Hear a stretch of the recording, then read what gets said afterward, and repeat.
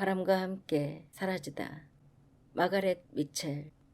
구독, 좋아요, 알림 설정, 댓글은 여러분께서 하니슬립을 사랑해 주시는 4가지 방법입니다.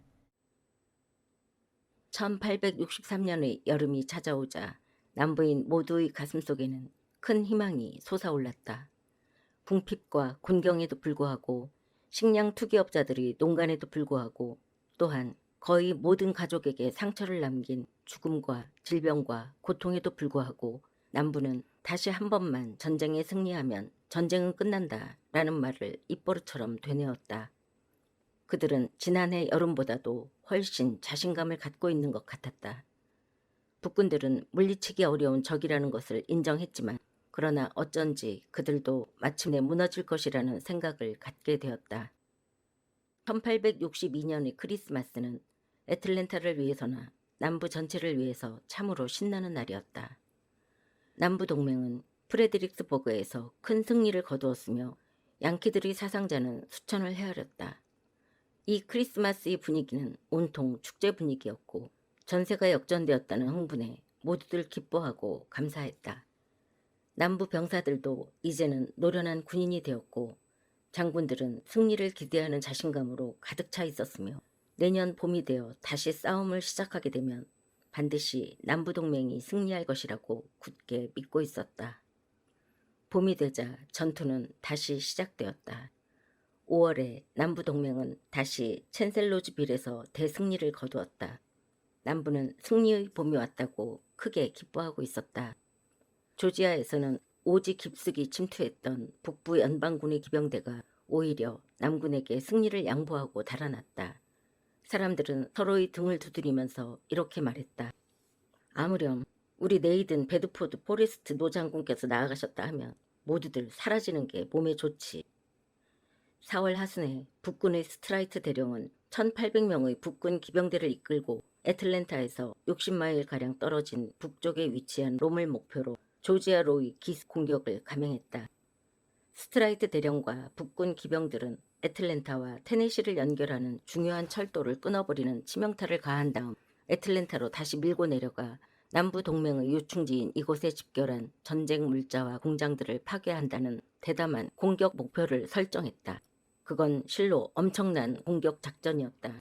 만일 포레스트 장군이 남부 동맹군에 없었더라면 도저히 남부는 그런 공격으로부터 빠져나갈 방법이 없었을 것이다. 하지만 포레스트는 불과 얼마 안 되는 병력으로 즉각 추격하여 밤낮으로 그들과 싸우면서 마침내 그들을 전부 포로로 만들었던 것이다. 얼마나 용감한 기병이고 보병이었던가. 도시는 환희와 웃음으로 가득 차 있었다. 챈셀로즈빌의 승리도 훌륭한 것이었지만 북군의 기습 부대였던 스트라이트 부대를 포로로 만들었다는 사실은 확실히 웃음거리가 될 정도였다. 그럼 물론이지.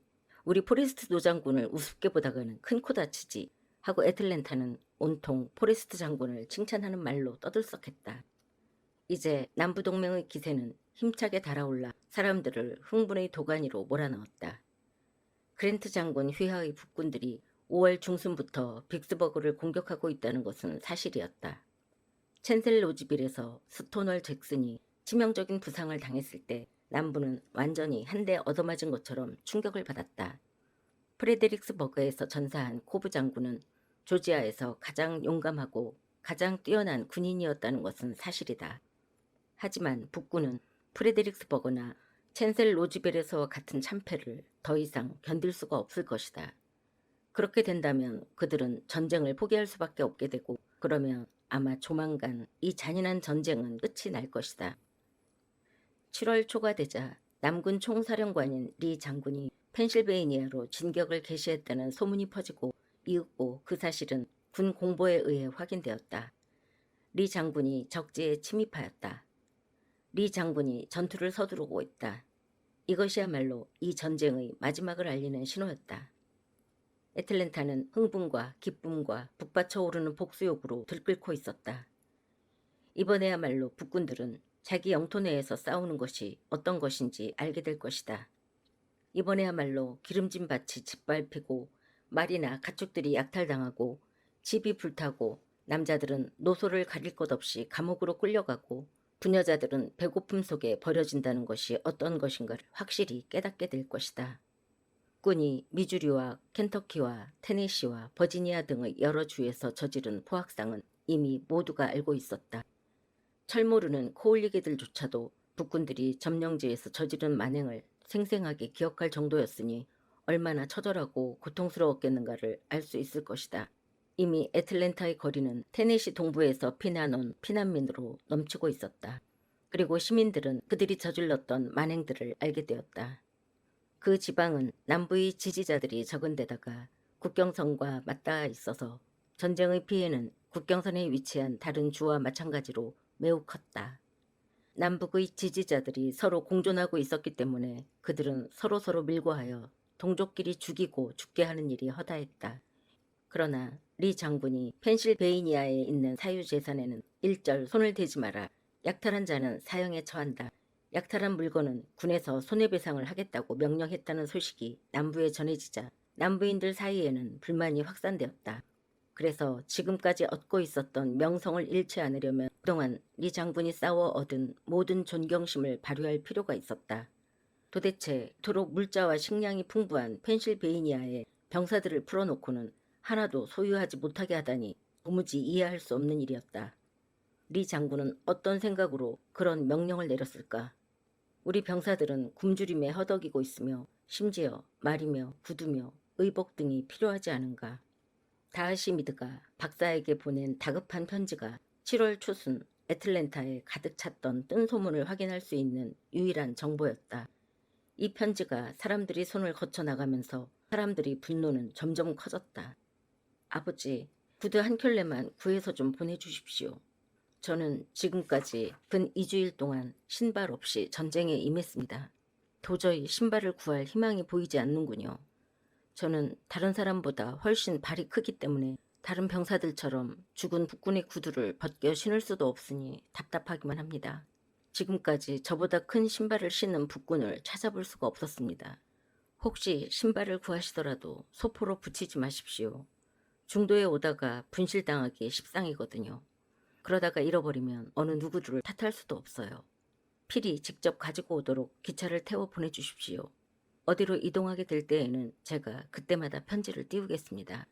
우린 지금 메릴랜드에 있지만 곧 펜실베니아로 진군할 거라는 소문이 나돌고 있어요. 아버지, 우리들은 북군 놈들을 아주 혼내주려고 마음 먹었었는데 장군께서 말리셨습니다. 사실 개인적으로는 총살당할 때 당하더라도 북군들의 집 몇 채를 태워버리고 싶은 심정입니다. 아버지, 오늘 우리들은 아버지가 여태껏 보지 못했던 광활한 옥수수밭을 지나 행군했어요. 우리 고향에서는 그렇게 넓은 옥수수밭을 볼 수가 없죠. 저희들은 행군을 하다가 무척 시장길을 느꼈기 때문에 설령 이 장군이 아신다고 해도 그리 화내실 것 같지 않기에 옥수수를 조금씩 따먹었습니다. 하지만 그 설익은 옥수수는 오히려 우리를 더욱 괴롭게 했습니다. 그 당시 우리들은 다 이지를 앓고 있었던 터라 그 옥수수를 먹고 더 심해졌으니까요. 하지만 이질은 견딜 수 있어도 맨발로 수백 리를 걷는다는 것은 도저히 참을 수가 없습니다. 아버지, 저를 위해 신발을 좀 구해주세요. 저는 지금 대위이고 마땅히 대위 정도 되면 구두는 있어야 할 텐데 없으니 답답하기 짝이 없군요. 배지나 견장은 없어도 구두는 꼭 있어야 할 것 같습니다. 그러나 남군은 이미 펜실베이니아로 진군했다. 그것은 최대의 관심거리였다. 한 번만 이기면 전쟁은 끝나리라. 그렇게 되면 다하시미드는 언제든지 자기가 원하는 대로 구두를 얻을 수 있게 되리라. 모두들 고향으로 개선하게 되고 모두들 즐겁고 행복한 시간을 보내게 될 것이다. 미드 부인은 전쟁에 나간 아들이 집으로 돌아올 것을 생각하고 그만 울음을 터뜨리고 말았다. 7월 3일 북쪽에서 오는 전신은 뚝 끊겼고 그 침묵은 4일의 한낮까지 계속되더니 결국은 산만하고 와전된 소식들이 애틀랜타 사령부로 흘러들어오기 시작했다. 그 소식은 펜실베이니아에서 또 게티즈버그라는 자그마한 마을에서 치열한 전투가 벌어졌으며 그것은 리 장군의 군대가 총집결한 대규모 전투였다는 것이었다. 그 소식은 늦게 전달되었고 또 정확한 정보도 아니었다. 왜냐하면 그 전쟁은 적의 지역에서 벌어지고 있었고 그 보고는 처음에는 메릴랜드를 거쳐 리치먼드에서 지연되었다가 다시 애틀랜타로 전해졌기 때문이다. 긴장감은 차츰 애틀랜타 전역을 휩쓸기 시작했다. 무슨 일이 벌어지고 있는지 모르는 것만큼 불안한 것은 없다. 자식들을 전선에 보낸 부모들은 그들이 펜실베이니아 전선에 가 있지 않기를 기원했지만 친척이나 잘 아는 사람들의 자제들이 다하시 미드와 같은 연대 소속임을 잘 아는 사람들은 그저 이를 악물고 남군이 북군을 완전히 물리칠 수 있는 큰 전투에 참가했으니 얼마나 명예로운 일이냐고 말했다. 피티고모 집에서도 세 여자는 서로 불안한 표정을 감출 수가 없었다. 애슐리도 역시 다하시아와 같은 연대에 소속되었기 때문이다. 5일에는 북부가 아니라 서부에서 아주 나쁜 소식이 전해졌다. 길고도 지루한 포위 공격에 연이어 빅스버그가 함락되었고 세인트루이스에서 뉴올리안스에 이르는 미시시피 강이 완전히 북군들의 수중에 들어갔다는 것이었다. 이로써 남부 동맹은 완전히 두동강이 났다. 다른 때 같았으면 이런 소식은 그들에게 두려움과 슬픔을 주었겠지만 지금은 빅스버그 전투에 신경을 쓰고 있을 수는 없었다.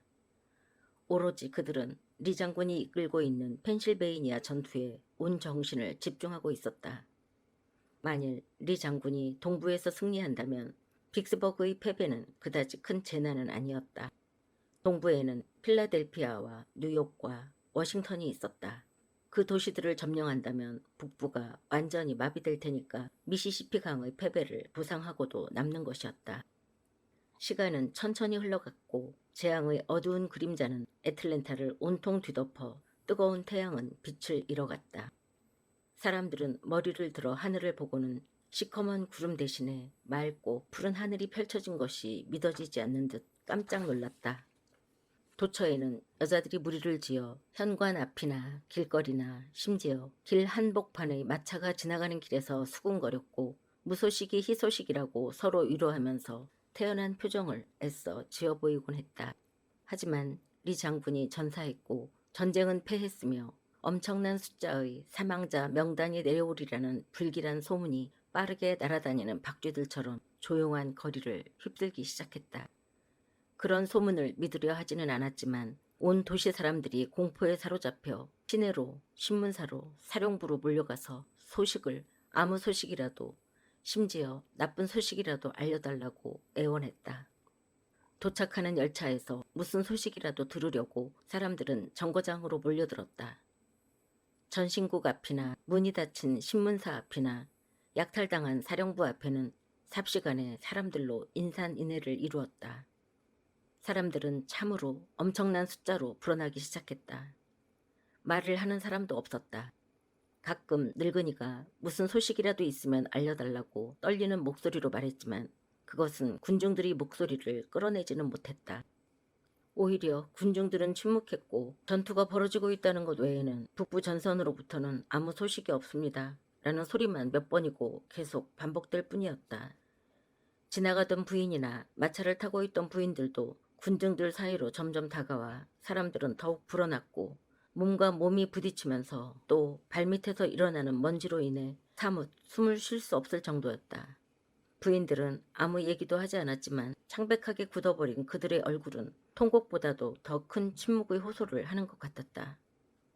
이 도시에는 아들이나 오빠나 동생이나 아버지나 연인이나 남편을 전쟁터로 내보내지 않은 집이 거의 없었다. 모두가 죽음의 기별을 기다리고 있는 것이었다. 누구나 전쟁터에서 죽을 각오는 되어 있었다. 그러나 결코 패배하리란 생각은 꿈에도 하지 않았다. 그런 생각은 아예 그들의 의식 속에서 지워버렸던 것이다. 지금 이 순간에도 친척 중의 누군가가 펜실베이니아의 언덕, 태양에 불타는 잔디 위에서 죽어가고 있는지도 모른다. 지금 이 순간에도 남부의 군대는 우박을 맞은 곡식처럼 질이 멸렬하게 쓰러져가고 있을는지는 몰라도 그러나 남부를 위해 싸우는 병사들의 대의는 결코 쓰러뜨릴 수가 없었다. 수천 명의 병사가 전사했을지도 모르지만 분쟁의 씨가 거둔 열매처럼 잿빛 또는 호두빛 군복을 입은 더 많은 새로운 병사들이 반격의 함성을 지르면서 그들의 뒤를 따르리라. 하지만 그런 새로운 병사들이 어디서 생겨날는지는 아무도 알 수 없었다. 불신을 용납하지 않는 정의의 신이 하늘에 계신다는 것을 믿듯이 사람들은 오직 리 장군의 기적적인 승리와 버지니아 출정군의 승리를 굳게 믿고 있을 뿐이었다. 스칼렛과 멜라니와 피티패트는 지붕을 벗긴 마차를 타고 양산으로 햇볕을 가린 채 데일리 이그제미너사 사무실 앞에 있었다. 스칼렛은 두 손이 떨려 양산이 머리 위에서 흔들렸고 피티는 동그란 얼굴에서 코가 토끼처럼 벌렁거릴 정도로 흥분했지만 멜라니만은 석상처럼 꼼짝도 않고 앉아 있었다. 시간이 흐를수록 그녀의 검은 눈은 점점 더 커졌다. 그녀는 2시간 동안 꼭 한마디를 했을 뿐 그 이후로는 침묵하고 있었다. 그물 손가방에서 각성제를 꺼내 고모에게 건네주며 하던 그 한마디는 그녀의 평생 가장 냉정했던 말이었을 것이다. 고모님, 이걸 갖고 계시다가 기절하실 것 같으면 사용하세요. 미리 말씀드리겠는데요. 만일 그래도 기절하신다면 피터 할아범에게 고모님을 집으로 모셔가라고 할 거예요.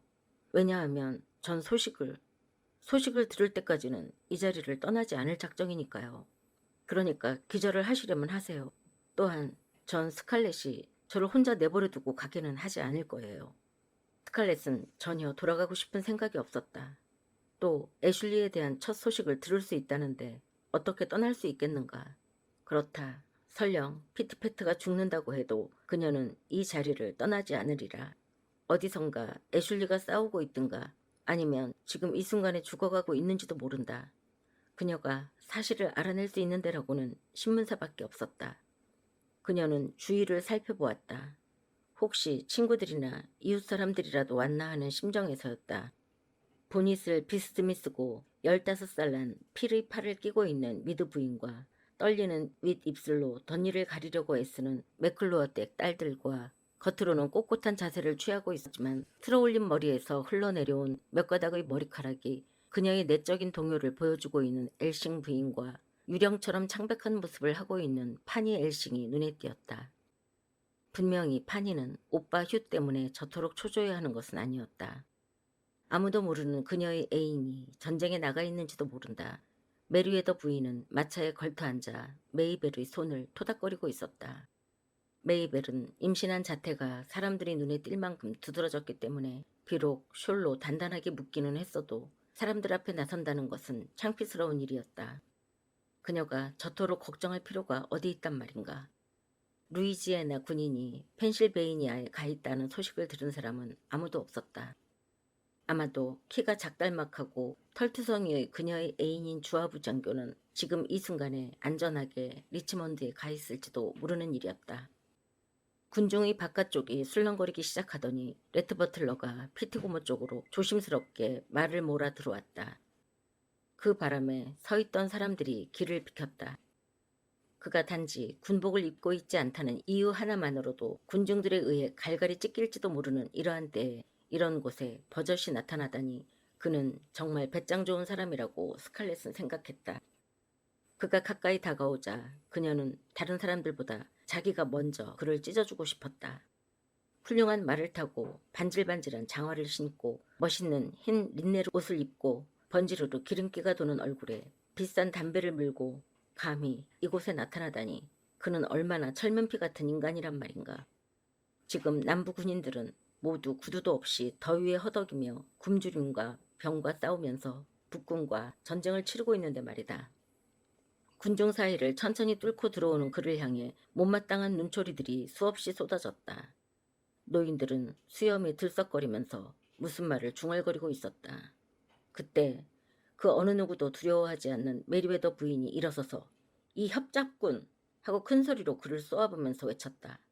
그 어조는 협잡꾼이라는 말을 가장 더럽고 가장 지저분한 것으로 만들고 있었다.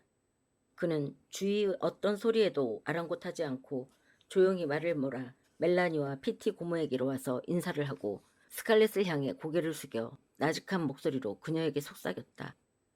어때요? 이렇게 많은 군중들이 모였을 때 미드 박사가 나서서 승리는 우리의 깃발을 장식하는 독수리처럼 우리 깃발 위에 나부낀다고 그 잘난 목소리로 외치면 정말 멋있겠지요?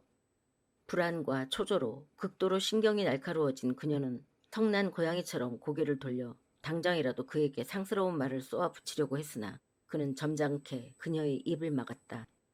저는 모든 사람들에게 소식을 알리러 왔습니다. 하고 그는 큰 소리로 외쳤다. 저는 지금까지 사령부에 있었는데 지금 막 첫 번째 사상자 명단이 왔습니다. 이렇게 말하자 그의 말을 들은 주위 사람들 속에서 소동이 일어났다. 군중은 술렁거리기 시작했고 당장이라도 사령부가 있는 화이트홀 거리로 뛰어갈 기세였다. 여러분 가실 것까진 없습니다. 하고 레트는 말 위에서 손을 들어 그들을 제지하면서 말했다. 사상자 명단은 이미 양 신문사에 보내져 지금 한창 인쇄 중이므로 곧 여러분에게 호해가 배포될 것이니 여기서 기다려 주십시오. 오, 버틀러 선장 하고 멜라니는 눈물을 글썽이면서 말했다. 친절하게도 이 소식을 알려주려고 여기까지 오셨군요. 언제쯤 발표될까요? 조금만 기다리시면 됩니다, 부인. 보고는 벌써 30분 전에 왔는데 담당관이 알리지 말라고 통제를 했습니다. 왜냐하면 군중이 사상자 명단을 알아보기 위해 한꺼번에 몰려들 염려가 있었기 때문이죠. 아, 지금 나왔습니다. 신문사 옆 창문이 열리며 호해용 인쇄지 한 다발이 불쑥 튀어나왔다. 잉크 자국도 선명하게 사망자 명단이 빽빽이 기록되어 있었다. 군중은 앞을 다투어 몰려들었고 다른 사람이 죽기도 전에 잡아채가는 사람도 있었다. 호해를 손에 넣은 사람들은 그것을 읽으려고 군중 뒤로 물러갔고 뒤에 있던 사람들은 길 좀 비켜줘요 하면서 앞을 다투어 앞쪽으로 헤쳐나갔다. 고삐를 잡아주게 하고 레트는 말에서 내려 고삐를 피터 영감에게 건네주었다. 그는 커다란 어깨를 유난히 드러내며 군중 속을 사정없이 헤치고 들어가더니 얼마 안 되어 대여섯 장의 인쇄물을 주고 나왔다. 우선 그는 멜라니에게 한 장을 건네주고 그리고 뒤에 서 있던 맥클루어 자매, 미드 부인, 메리웨더 부인, 엘싱 부인에게 나누어 주었다. 빨리 멜라니 하고 스칼렛은 소리쳤다. 금방이라도 가슴이 터질 것만 같았다. 멜라니의 손이 도저히 글자를 읽을 수 없을 정도로 떨리는 것을 보자 그녀는 더욱 안달이 났다. 언니가 읽도록 하세요 하고 멜라니는 나직한 목소리로 말했다. 스칼렛은 그것을 빨리 잡아채 W를 찾았다. W줄은 맨 아래쪽에 있었는데 잉크가 번져 있었다. 그녀는 떨리는 목소리로 그것을 읽었다. 윌킨스, 제블로. 아, 멜라니, 그분의 이름이 없어. 그분의 이름이 올라있지 않아요. 어머, 큰일 났네. 고모님이 멜라니 약을 빨리. 고모님을 좀 부축해드려요. 멜라니는 기뻐서 엉엉 울며 피티 고모의 흔들거리는 머리를 잡아 코에다 각성제를 대주었다. 스칼렛은 다른 한편으로는 뚱뚱한 노부인을 위로해주면서 가슴은 기쁨으로 노래 부르고 있었다. 애슐리는 부상당하지 않았다. 하느님은 그에게 털끝만큼의 상처도 주시지 않은 것이다. 이 얼마나 기쁜 일인가. 얼마나. 나지막한 신음소리가 들려왔다. 돌아보니 파니 엘싱이 어머니의 가슴에 얼굴을 파묻고 있었다. 사상자 명단이 마차 위에 펼쳐져 있었다. 엘싱 부인은 딸을 꼭 껴안고 입술을 가볍게 떨며 마부에게 빨리 집으로 가자고 일렀다. 스칼렛은 재빨리 명단을 훑어보았지만 휴 엘싱이라는 이름은 없었다. 아마 분명히 파니는 애인이 있었으며 그 사람이 전사한 것이다. 군중들은 불쌍한 듯 엘싱 댁의 마차가 지나가도록 길을 비켜주었으며 그 뒤를 따라 맥클로어 자매가 탄 소형 이륜마차가 움직이기 시작했다. 언니인 페이스가 말 고삐를 잡고 있었는데 얼굴은 창백하게 굳어져 있었으며 그 돌출한 뻐드렁니까지 입술에 가리워질 정도로 굳게 입을 다물고 있었다. 그녀 옆에 앉아있는 동생 호프는 송장 같은 얼굴을 한 채 언니의 스커트를 꽉 붙잡고 있었다. 그들은 마치 늙은 여자들처럼 보였다. 두 사람은 참으로 어린 동생 델러스를 사랑하고 있었다. 델러스는 이 결혼하지 않은 두 자매에게는 그 무엇과도 바꿀 수 없는 소중한 피부치였다. 그런 델러스가 이제는 그들 곁을 떠나 이 세상에 없는 것이다. 멜라니, 멜라니 하고 메이벨이 기쁜 듯이 외쳤다. 르네는 무사해. 그리고 애슐리도 무사하고. 오, 하느님 감사합니다. 숄이 어깨에서 흘러내려 그녀의 임신한 배가 불룩하게 드러났지만 지금만큼은 그녀와 메리웨더 부인 모두가 그런 것에 신경을 쓰지 않았다. 오, 미드 부인, 르네가. 그녀의 목소리가 순간적으로 달라졌다. 멜라니, 이것 봐요. 미드 부인, 제발. 혹시 디아씨가? 미드 부인은 무릎을 내려다보면서 이름을 불렀을 때에도 머리를 들지 않았다. 그러나 그녀 옆에 있던 어린 필의 얼굴은 누구나 다 읽을 수 있도록 펼쳐놓은 책이나 마찬가지였다. 이러시면 안 돼요. 진정하세요, 어머니. 하고 필은 어머니에게 말하면서 어쩔 줄 몰라 했다. 그 애는 이제 신발이 필요 없게 되었어요. 하고 그녀는 말했다. 아니 저런. 하고 멜라니는 소리치더니 흐느껴 울기 시작하면서 PT 고무를 스칼렛의 어깨 쪽으로 밀어내고 마차에서 내린 다음 의사 부인의 마차로 향했다. 어머니, 어머니, 제가 아직 여기 있잖아요. 하고 옆에 앉아있던 필이 얼굴이 창백해진 어머니를 위로하려고 갖은 노력을 하면서 이렇게 말했다. 그리고 어머니께서 허락만 해주신다면 지금이라도 당장 가서 양키놈들을 때려눕히고 싶어요. 미두 부인은 더 이상 아들을 잃고 싶지 않은 듯이 그의 팔을 움켜잡고 목쉰 소리로 안 돼! 하고 말했다. 마치 숨이 넘어갈 것처럼 보였다. 필미드, 제발 입 좀 다물고 있어. 멜라니가 미드 부인의 옆자리로 기어 올라가 그녀를 두 팔로 안으며 야단쳤다. 네가 총에라도 맞아 죽으면 어머니가 위로받을까봐 그런 소리를 하는 거니? 그런 바보 같은 소리랑 하지 말고 빨리 우리를 집으로 데려다줘. 필이 고삐를 잡자 그녀는 몸을 스칼렛에게 돌리며 고모님을 집으로 모셔다 드린 다음에 곧장 미드 부인 댁으로 오세요. 그리고 버틀러 선장님, 의사 선생님께 말씀 좀 전해주시겠어요? 그분은 지금 병원에 계실 거예요. 흩어지는 군중 사이로 마차는 쓸쓸히 떠나갔다. 어떤 여자들은 기뻐서 날뛰었지만 대부분은 너무 놀란 나머지 그들에게 쏟아진 강한 타격을 미처 깨닫지 못하는 것 같았다. 애슐리가 무사하다는 것을 알고 나서야 스칼렛은 친구들이 이름을 찾아보려고 잉크로 얼룩진 명단에 고개를 숙이고 다급하게 읽어 내려갔다. 아, 이 얼마나 기나긴 명단인가. 애틀랜타에서, 조지아 전체에서 이토록 많은 생명을 잃었다니. 어머, 이 일을 어떡하나. 캘버트, 레이포드, 중이, 레이프가. 갑자기 그녀는 오래전 그와 함께 도망을 쳤지만 배가 고프고 어둠이 무서워 밤이 되기 전에 다시 집으로 돌아왔던 일을 불현듯 떠올렸다. 홍텐, 조셉 케이, 이등병, 키가 크고 성미가 불같았던 조, 그리고 그의 부인 셀리는 이제 겨우 아기를 낳았는데 멀로, 라파예트 대위, 라프는 캐슬린 캘버트와 약혼까지 한 사이가 아닌가. 불쌍한 캐슬린, 그녀는 오빠와 애인을 동시에 잃어버린 것이다. 물론 오빠와 남편을 한꺼번에 잃은 셀리의 상처에 비하면 덜하겠지만 오, 이것은 너무나 무서운 비극이다. 그녀는 떨려서 더 이상 읽어내려갈 수가 없었다. 피티고모가 그녀의 어깨에 기댄 채 헐떡거리며 한숨을 쉬자 다소 거칠게 스칼렛은 그녀를 마차의 한쪽 구석으로 밀어놓고는 계속해서 명단을 읽었다. 분명히 그 명단에는 탈레턴이라는 이름이 동시에 셋이나 실려 있었다. 혹시 신문사에서 잘못 인쇄할 수도 있지 않겠는가? 하지만 아니다. 거기에는 분명히 그들이 나와 있었다. 탈레턴 브렌트 중위, 탈레턴 스튜어트 상등병, 탈레턴 토마스 이등병, 그리고 전쟁이 터진 첫 해에 죽은 보이드는 지금 버지니아의 어느 곳에 묻혀 있는지 알 길이 없었다. 시시한 얘기와 장난을 잘 쳤던 톰과 게으르고 다리가 유난히 길었던 쌍둥이 형제, 그리고 무용교사만큼이나 우아하게 춤을 잘 추고 말을 잘했던 보이드, 탈레턴의 아들들은 이제 모두 죽었다. 그녀는 더 이상 읽을 수가 없었다.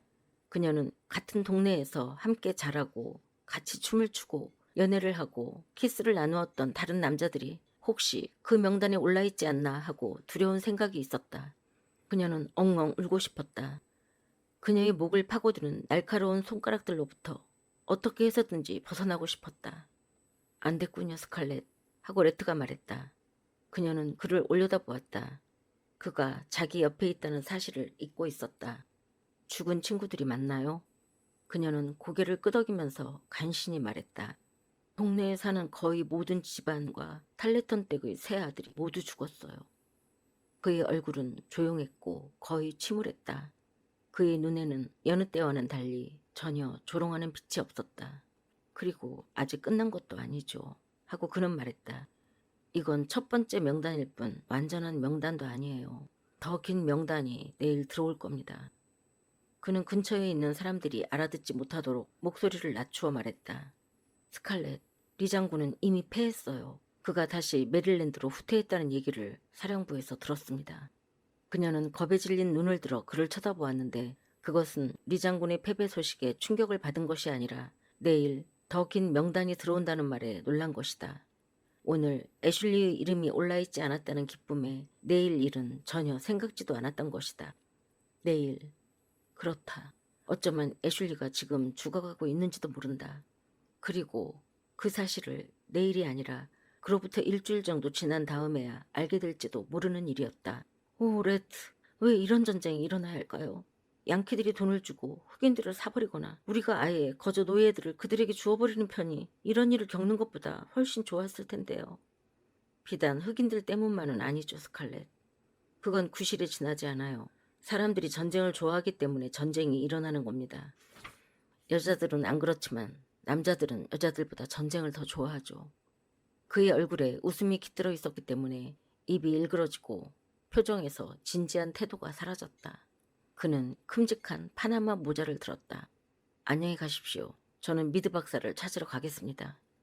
아들의 죽음을 알리러 가는 사람으로 왜 내가 지명되었는지 알 수 없지만 지금 당장은 아들이 죽음 때문에 나 같은 투기업자가 와서 영웅이 죽음을 전했다고 하여 그리 화를 내진 않을 겁니다. 스칼렛은 피티 고모에게 토디를 한 잔 만들어주고 침대에 눕힌 다음 프리시와 쿠키에게 돌보라고 맡기고는 미드 시댁으로 가려고 집을 나섰다. 미드 부인은 위층에서 필과 함께 남편이 돌아오기를 기다렸고 멜라니는 아래층에서 위로하러 오는 사람들과 함께 조용한 목소리로 대화를 나누고 있었다. 그녀는 엘싱 부인이 미드 부인에게 빌려준 상복을 고치느라 바빴다. 집안은 벌써 검정 물감을 섞어 끓이는 독한 옷냄새로 가득 찼다. 부엌에서는 요리사들이 흐느껴 울며 미드 부인의 옷들을 커다란 빨래통에 집어넣고 흔드는 중이었다. 부인은 어때요? 하고 스칼렛은 멜라니에게 조용히 물었다. 눈물 한 방울 안 흘려요. 하고 멜라니가 말했다. 여자들이 울 수 없을 때에는 정말로 고통스러운 거예요. 난 남자들이 어떻게 눈물을 흘리지 않고 살아가는지 알 수가 없어요. 물론 남자는 강하고 용감하기 때문인지도 모르죠. 부인은 몸소 펜실베이니아로 가서 아들이 유해를 집으로 옮겨오겠다고 했어요. 의사 선생님은 병원을 비울 수가 없으니까요. 부인에게 너무 고통스러운 일이에요. 피리 가면 안 되나요? 그 애가 눈앞에서 안 보이면 당장이라도 입대해버릴까봐 걱정이 되기 때문이죠. 그는 나이에 비해 덩치가 큰데다가 이제 16살이 되어 곧 군대에 끌려가게 되잖아요. 의사가 집에 왔을 때 같이 있기가 서먹서먹할 것 같은 사람들은 슬그머니 하나둘 떠나갔으며 응접실에는 스칼렛과 멜라니만 남아 바느질을 하고 있었다. 멜라니는 슬퍼 보였지만 차분했으며 그러나 손에 들고 있는 옷에 눈물이 뚝뚝 떨어졌다. 그녀는 지금도 전쟁이 한창 진행되고 있으며 지금 이 순간에 애슐리가 죽어가고 있을지도 모른다는 생각은 아예 하고 있지 않는 듯했다.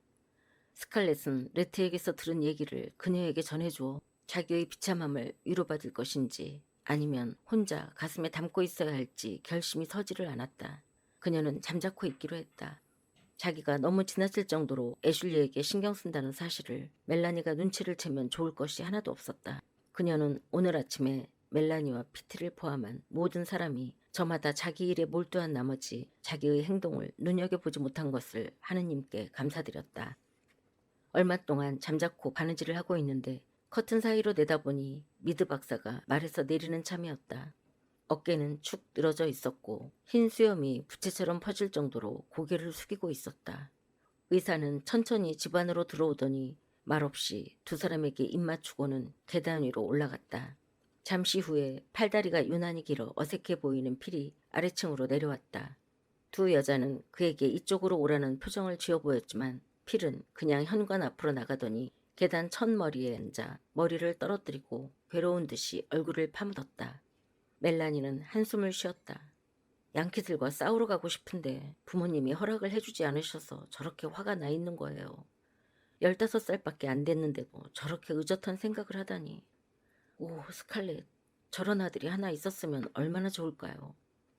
그러다가 아들이 전쟁에 나가 죽기라도 하면 어쩌게요. 하고 스칼렛은 다하시를 생각하여 불쑥 말했다. 아예 아들이 없는 것보다 전쟁에 나가 전사하는 한이 있더라도 있는 게 더 나을 거예요. 하고 멜라니는 침을 삼키면서 말했다. 스칼렛 언니는 어린 웨이드가 있으니까 이해를 못하시겠지만 나는 무척 아기를 갖고 싶어요. 이런 얘기를 함부로 한다고 나를 이상한 여자로 보겠지만 그건 진실이에요. 그것은 모든 여자들이 원하는 거지요. 언니도 아실 거예요. 스칼렛은 코웃음이 나오려는 것을 간신히 참았다. 만에 하나 하느님의 뜻으로 애슐리가 전사할 수도 있어요. 하지만 하느님은 나에게 참을 힘을 주실 거예요.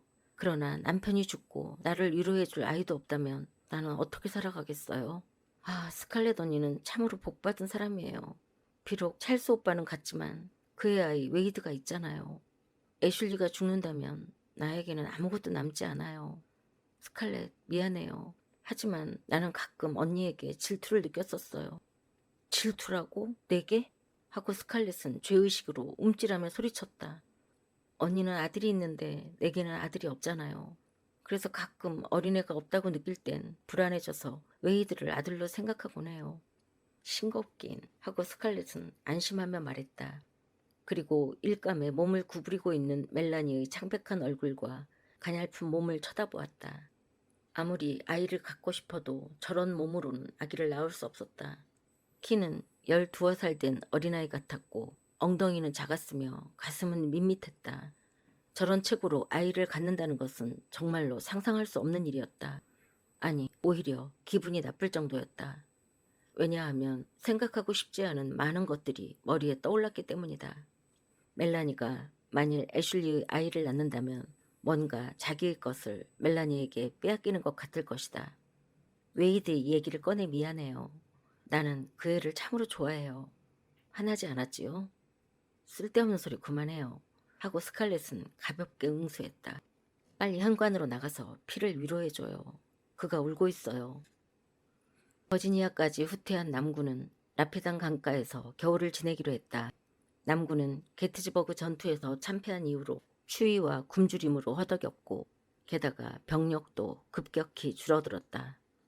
크리스마스 시즌이 되자 전투에 나갔던 애슐리가 휴가를 얻어 고향으로 돌아왔다. 스칼렛은 2년 만에 처음으로 그를 보자 도저히 억제할 수 없는 감정이 되살아나 깜짝 놀랐다. 처음에 애슐리와 멜라니가 결혼했을 때에는 다시는 그를 사랑하지 않으리라고 다짐했었다. 그러나 그날의 자기 감정은 철부지 아이들과 별다를 게 없다는 것을 느꼈다. 지금 그녀의 감정은 오랫동안 꿈속에서 그를 그려왔기 때문에 신경은 날카로울 대로 날카로워져 있었고 입으로 말하는 것을 억지로 절제하고 있었기 때문에 오히려 그리움으로 가득 차 있었다. 누더기처럼 더덕더덕 기운 세기 바랜 군복을 입고 여름 태양볕에 그을려서 금발이 희끗희끗해진 애슐리 윌크스는 전쟁 전에 그녀가 그토록 사랑했던 그때의 총명한 눈길과 부드러움을 지닌 청년과는 전혀 다른 청년이 되어 돌아왔던 것이다.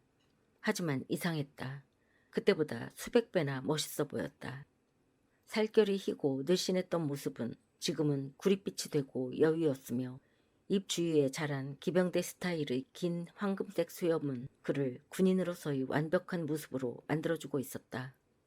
그는 낡은 군복 차림에다 헌 피스톨 총집에는 권총을 차고 찌그러진 칼은 긴 장화에 멋지게 어울렸으며 녹슨 박차는 둔감한 광채를 내는 것이 정말로 남군의 애슐리 윌크스 소령이었다. 참으로 늠름하고 멋있어 보였다. 지휘력도 이제는 원숙기에 들었는지 얼굴에는 자신감과 권위가 있어 보였으며 입가에는 잔잔한 주름이 나타나기 시작했다. 떡 벌어진 건장한 체구는 어딘가 새롭고 낯선 면모를 드러내주고 있었다. 전에는 한가하게 명상에 잠기곤 했던 그가 지금은 고양이처럼 날쌔고 민첩했으며 바이올린의 줄처럼 늘 긴장하는 모습이었다. 그의 눈에는 지치고 무엇인가에 사로잡힌 듯한 표정이 서려 있었으며 햇볕에 탄 얼굴에는 섬세한 뼈가 드러나 있어서 그녀가 그토록 사랑했던 미남 애슐리와는 너무나 달라 보였다. 스칼렛은 돌아오는 크리스마스는 테라에 가서 보낼 작정이었으나 애슐리가 오는 바람에 계획을 취소시켜야만 했다. 물론 테라에 있는 어머니 엘렌으로부터 빨리 오라는 명령이 직접 온다 할지라도 애슐리 곁을 떠날 수는 없었다. 그도 그럴 것이 2년 만에 처음 보는 애슐리가 아닌가. 만일 애슐리가 12 오크스로 돌아간다면 그녀도 그와 같이 있기 위해서 서둘러 갔을 것이다. 그러나 그는 자기 가족에게 애틀랜타로 와달라고 이미 편지를 띄웠던 것이다.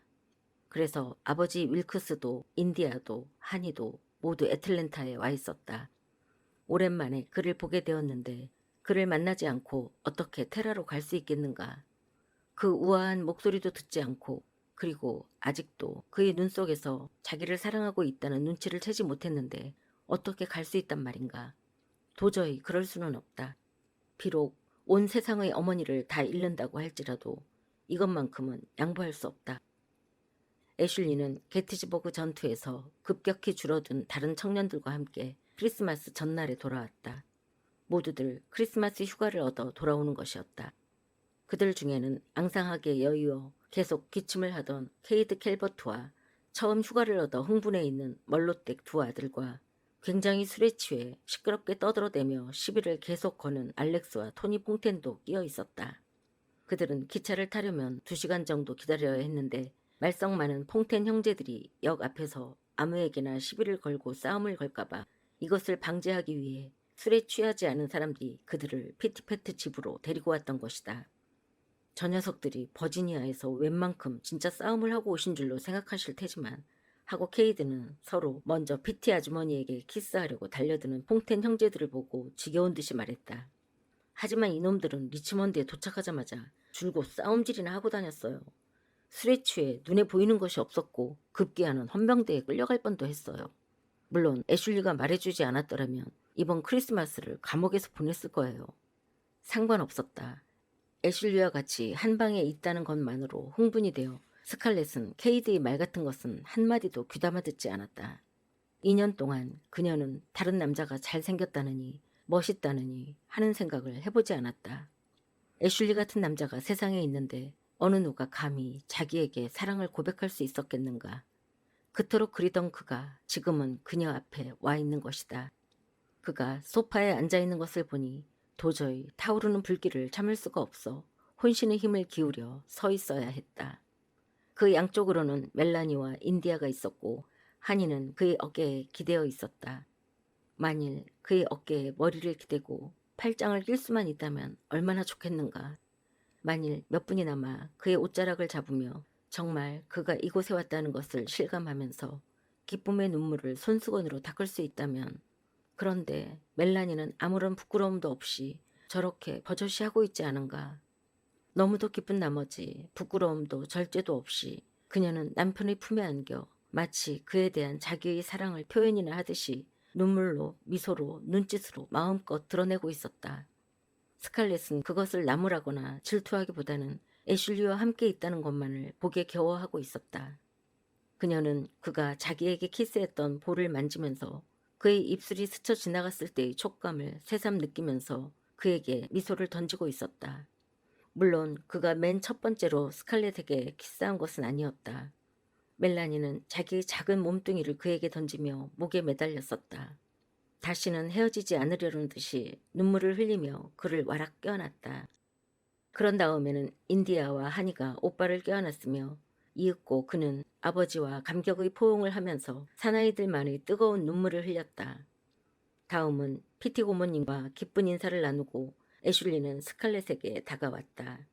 같이 왔던 청년들이 스칼렛에게 먼저 키스하려고 다투는 사이에 그는 다가와서 오 스칼렛 당신은 여전히 아름답구려 하면서 그녀의 목에다 키스했다. 그 갑작스런 키스로 그녀가 지금까지 하려고 마음먹었던 말들을 몽땅 잊어버리고 말았다. 몇 시간이 지나서야 그가 자기 입술에 키스하지 않았다는 것을 알 정도로 그녀는 흥분되어 있었다. 어느 정도 정신이 든 후에야 만약 그가 그녀와 단둘이서 만났더라면 어떤 행동을 취했을까. 아마 키가 큰 그는 그녀를 부둥켜 안고 힘껏 오래 키스해 주었을 것이라고 생각했다. 이건 허무맹랑한 상상이었지만 그래도 기분이 좋았다. 그리고 언젠가는 그렇게 해줄 것이라 생각했다. 더구나 이런 꿈을 실현하는 데에는 적어도 일주일이나 남아있지 않은가. 일주일이 있다.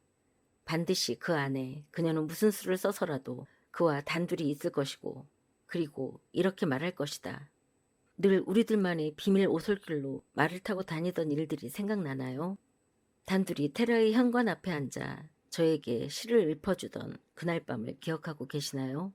그런데 그 시의 이름이 뭐였더라? 당신이 발을 삔 저를 안고 어두컴컴한 밤에 집까지 바래다 주신 그날의 일을 기억하고 계시나요? 아, 기억하고 계시나요? 라는 말을 붙였을 추억의 일들이 얼마나 많은가. 두 사람이 어렸을 때부터 같이 뛰어다니면서 돌아다니던 때의 아름다운 추억들이 너무도 많은 것이다. 멜라니 해밀턴이 나타나기 전까지의 추억이 얼마나 많은가. 단둘이 이야기하는 동안에 그의 눈 속에서 커져가는 감정의 움직임과 멜라니에 대한 남편의 애정 뒤에 그가 처음으로 자기에게 애정을 드러냈던 저 원유회 때의 열렬한 감정을 읽어낼 수 있으리라고 생각했다. 만일 애슐리가 그녀를 사랑한다고 고백할 경우 그 이후의 결과에 대해서는 그녀는 전혀 관심이 없었다. 단지 그가 자기를 사랑하고 있다는 사실만을 확인하고 싶었을 뿐이다. 그것으로 충분했다. 그래, 기다리자. 지금은 멜라니가 그의 팔에 매달려 마음껏 울 수 있는 시간을 주자. 그는 언젠가는 그녀에게 돌아올 테니까. 아무리 저렇게 매달려 운다고 해도 참다운 애정의 기쁨과 환희를 멜라니가 깨달을 수 있겠는가? 당신의 모습이 말이 아니군요. 하고 흥분이 가신 멜라니가 차분히 말했다. 당신의 군복을 누가 기웠는지는 모르지만 왜 푸른 헝겊 조각을 썼나요? 난 아주 멋있어 보일 줄 알았는데 하고 자신의 모습을 힐끗 훑어보면서 그가 말했다. 저기 있는 저 친구들의 모습과 비교해보면 양반일 텐데 내 군복을 기운 사람은 모지라는 군인인데 군에 들어오기 전에는 한 번도 바느질을 해보지 않았던 사람이 이 정도로 기웠으니 난 아주 잘했다고 생각했었지. 푸른 헝겊에 대해서는 말이야. 구멍 뚫린 바지를 그대로 입느냐 아니면 죽은 양키의 옷을 찢어 꿰매느냐 하는 선택의 문제였지. 물론 선택이고 뭐고 할 성질의 것도 아니었지만 그러나 초라한 물골로나마 온 것이 다행이야. 만일 당신의 남편이 여기까지 맨발로 왔다고 생각해봐. 감사해야 하지 않겠나? 그것도 다행이야. 휴가로 돌아오기 전에는 내 신발이 다 닳아 헤어졌었지. 만약 양키 2명을 쏘아 죽이지 않았던들 이런 신발도 신을 수 없었을 거야. 다행스럽게도 한 녀석의 신발이 내 발의 크기와 똑같았거든. 그는 매우 자랑스러운 듯이 긴 장화를 신은 다리를 길게 뻗어 보였다. 다른 척구병의 신발은 나에게는 맞지 않았어요. 하고 케이드가 말했다. 이것 보세요. 너무 작아서 지금도 발이 아파 죽겠어요. 그러나 자랑스럽게 이런 모습으로 고향으로 돌아갈 겁니다. 그런데도 저 돼지 같은 녀석은 그 맞지 않는 신발을 누구에게도 주지 않으려고 해요. 하고 토니가 퉁명스럽게 말했다.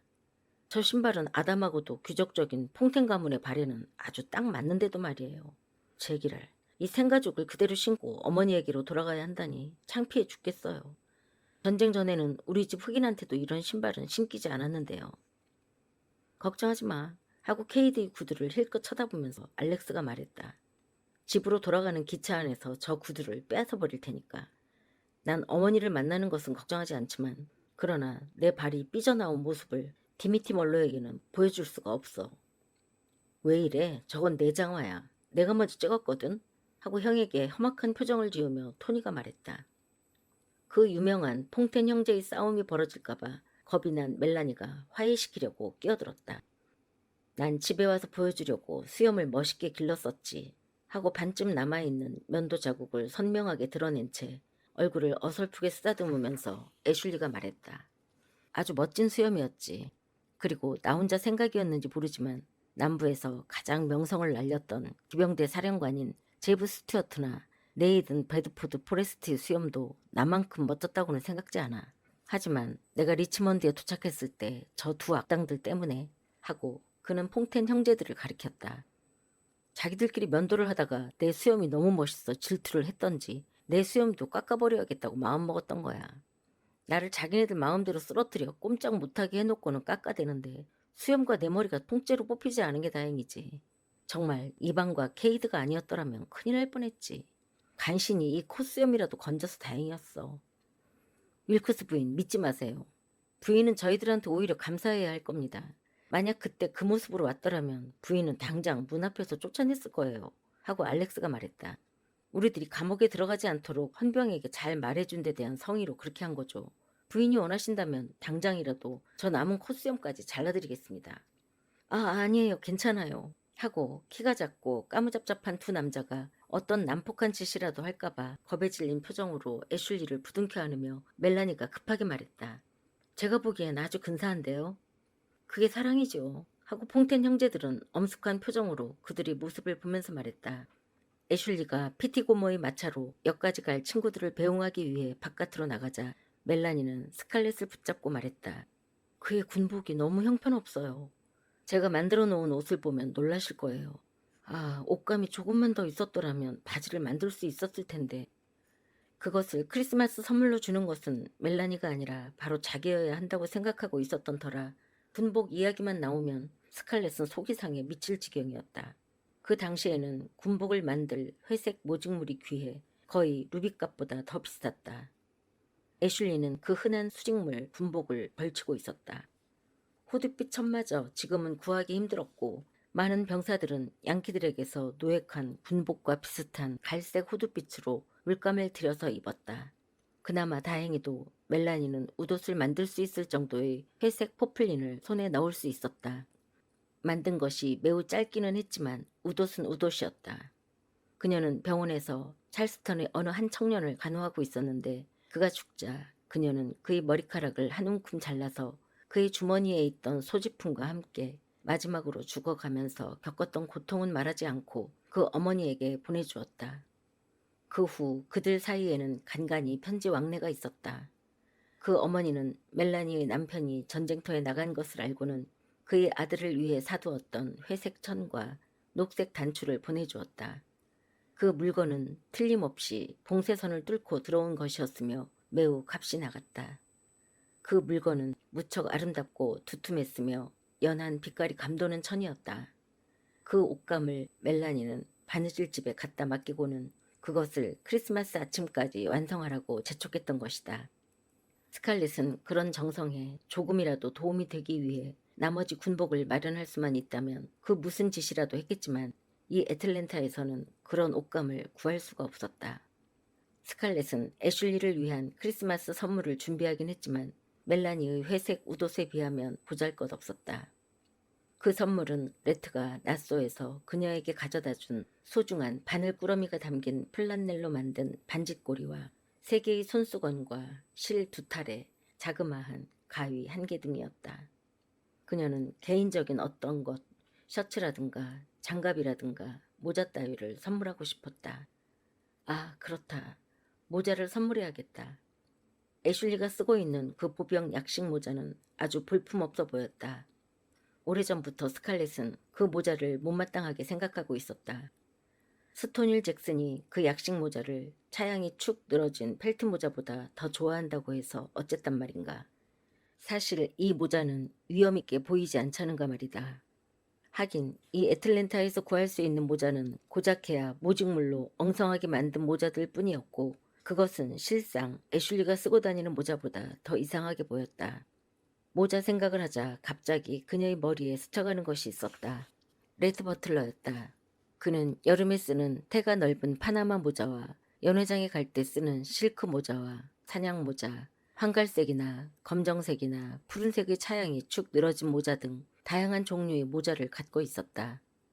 스칼렛이 그토록 사랑하는 애슐리는 뒷머리에서 목덜미로 빗물이 뚝뚝 떨어지는 초라한 모자를 쓰고 비를 맞으며 말을 타고 다니는데 할 일 없는 남자는 멋있는 모자를 많이 갖고 있다니 화가 나서 미칠 지경이었다.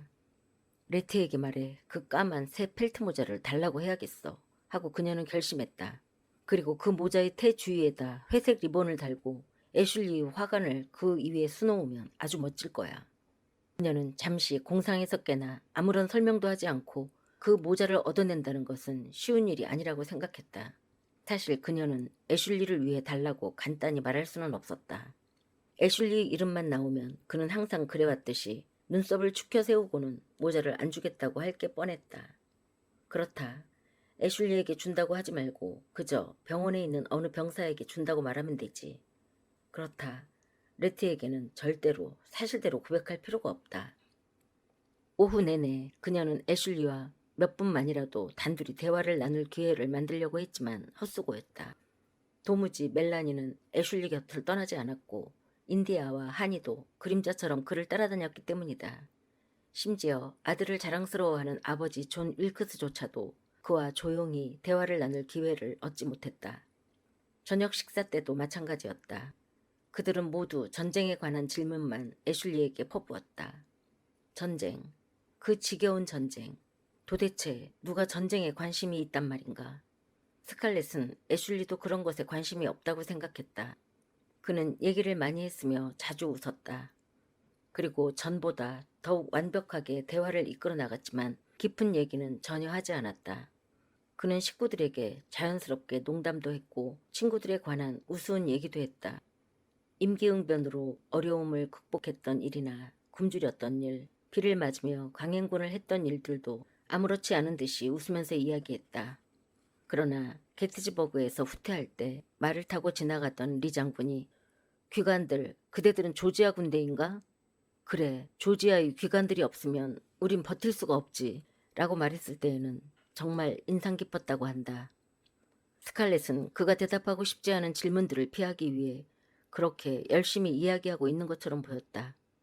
애슐리는 한참 동안 이야기도 하지 않고 그저 그를 바라보고 있던 아버지의 눈길과 마주치자 당황해하며 고개를 숙였다. 스칼렛은 애슐리의 머릿속에 무슨 생각이 들어있을까 하고 불안한 생각이 들었다. 하지만 그와 단둘이 있고 싶다는 생각과 벅찬 행복감 외에는 그녀의 마음속에 어떤 다른 여유가 없었으므로 이내 그런 걱정은 사라져버렸다. 그러나 그 벅찬 감격은 그리 오래가지 않았다. 벽난로 앞에 둥그렇게 앉아 이야기를 나누던 사람들이 하나둘씩 하품을 하기 시작하고 윌크스 씨가 딸들을 데리고 호텔로 떠났을 때 비로소 스칼렛의 그 헛된 꿈도 끝이 났다. 그리고 피터 영감이 불을 밝혀놓은 층계를 애슐리와 멜라니와 피트패트와 함께 올라가는 동안 그녀의 마음은 얼음처럼 싸늘하게 굳어졌다. 그들이 위층 복도에서 걸음을 멈추기 전까지만 해도 애슐리는 그녀의 마음속에 사로잡혀 있었다. 비록 오후 내내 단둘이 얘기할 기회가 없었다고 하더라도 말이다. 하지만 스칼렛이 잘 자라는 인사를 건넬 때 멜라니의 얼굴에 홍조가 떠오르고 입술에 파르르 경련이 일어나는 것을 보았다. 그녀는 눈길을 카펫이 깔린 마루로 떨어뜨렸는데 어떤 떨리는 감정에 압도되어 있는 것 같기도 하고 수줍은 행복감을 느끼는 것 같기도 했다. 애슐리가 방문을 열어주자 멜라니는 고개를 떨어뜨린 채 그대로 안으로 들어갔다. 애슐리는 스칼렛에게 잘 자라는 말을 하고는 의식적으로 고개를 돌렸다. 그들이 안으로 들어가자 문이 굳게 닫혔다. 밖에 남겨진 스칼렛은 입을 벌린 채 갑자기 심한 외로움을 느꼈다. 이제 더 이상 애슐리는 그녀의 소유가 아니었다. 그는 멜라니의 소유였다. 멜라니가 살아있는 한 어쩔 수 없는 일이었다. 멜라니는 애슐리와 함께 방 안으로 들어가 문을 잠그고 외부 세계와는 무관한 듯이 바깥 세상을 차단하였다. 이제 애슐리는 다시 버지니아 전선으로 돌아가야만 했다. 진눈깨비를 헤쳐나가야 하는 전선으로, 굶주림과 야영이 있는 곳으로, 고통과 역경이 있는 곳으로, 그리고 무관심하게 짓밟혀 죽어가는 개미처럼 그에게 닥칠 위험이 항상 존재하는 곳으로, 그의 황금빛 머리와 자랑스럽고 매끈한 몸이 지닌 눈부신 아름다움이 순식간에 사라져버리는 그런 곳으로 떠나가야만 했다. 꿈결처럼 행복하고 아름다웠던 그 한 주일도 벌써 가버린 것이었다. 한 주일은 꿈처럼 너무나 빨리 흘러갔다. 소나무 가지와 크리스마스 트리의 냄새와 작은 촛불과 직접 손으로 만든 장식품들로 빛나던 꿈. 시간이 마치 심장의 고동처럼 빠르게 사라져버리는 것이었다. 숨 돌릴 틈도 없었던 한 주일이었다. 스칼렛은 고통과 기쁨이 뒤섞인 기분으로 그가 가버리고 나면 두고두고 회상할 갖가지 추억들을 마치 뭔가에 쫓기기라도 하듯이 그녀의 머릿속에 채워넣었다. 춤을 추고 노래를 하고 웃고 그의 시중을 들고 그가 웃을 때에는 따라 웃고 그가 원하는 것에 신경을 쓰고 그의 단정한 몸놀림이나 눈썹의 움직임 등 이런 모든 것들을 눈으로 좇으면서 마음속에 새겨넣었다. 그리하여 한 주일은 너무도 빠르게 지나가 버리고 전쟁은 영원히 이어질 것만 같았다. 애슐리가 멜라니와 작별 인사를 나누고 있는 동안 그녀는 응접실에 앉아 그에게 줄 작별의 선물을 무릎에 올려놓고 기다렸다. 그녀는 제발 그가 층계에서 내려올 때에는 혼자이기를, 그래서 2, 3분만이라도 단둘이서 대화를 나눌 수 있게 되기를 간절히 원했다. 그녀는 위층에서 나는 소리에 귀를 기울였지만 집안은 이상할 정도로 조용해서 그녀의 거친 숨소리까지 다 들릴 정도였다. 피트패트 고모는 애슐리와 반 시간 전에 작별 인사를 나누었으므로 지금은 이불 속에서 울고 있었다. 닫혀진 멜라니의 침실문 안에서는 웅얼거리는 소리도 울먹이는 소리도 들리지 않았다. 그에게 주어진 시간은 너무나 짧았고 한순간 한순간이 너무 빨리 흘러갔으므로 그녀는 그가 너무 오랫동안 방 안에 있는 것이 못마땅했다. 그녀는 한 주일 동안 그에게 할 말을 다 준비해 두었지만 그것들을 말할 기회가 없었다.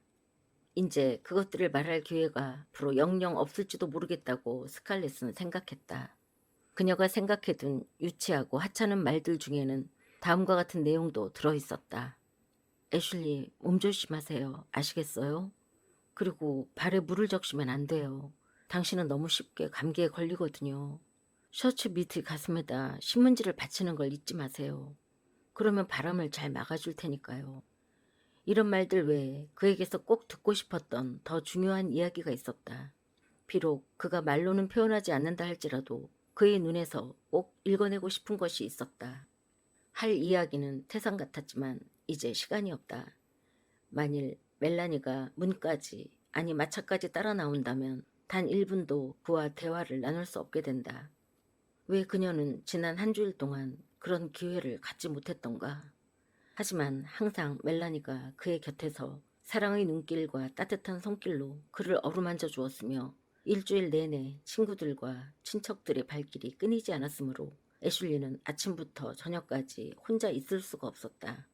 그리고 밤이 되면 그들은 방문을 굳게 잠가버리는 것이었다.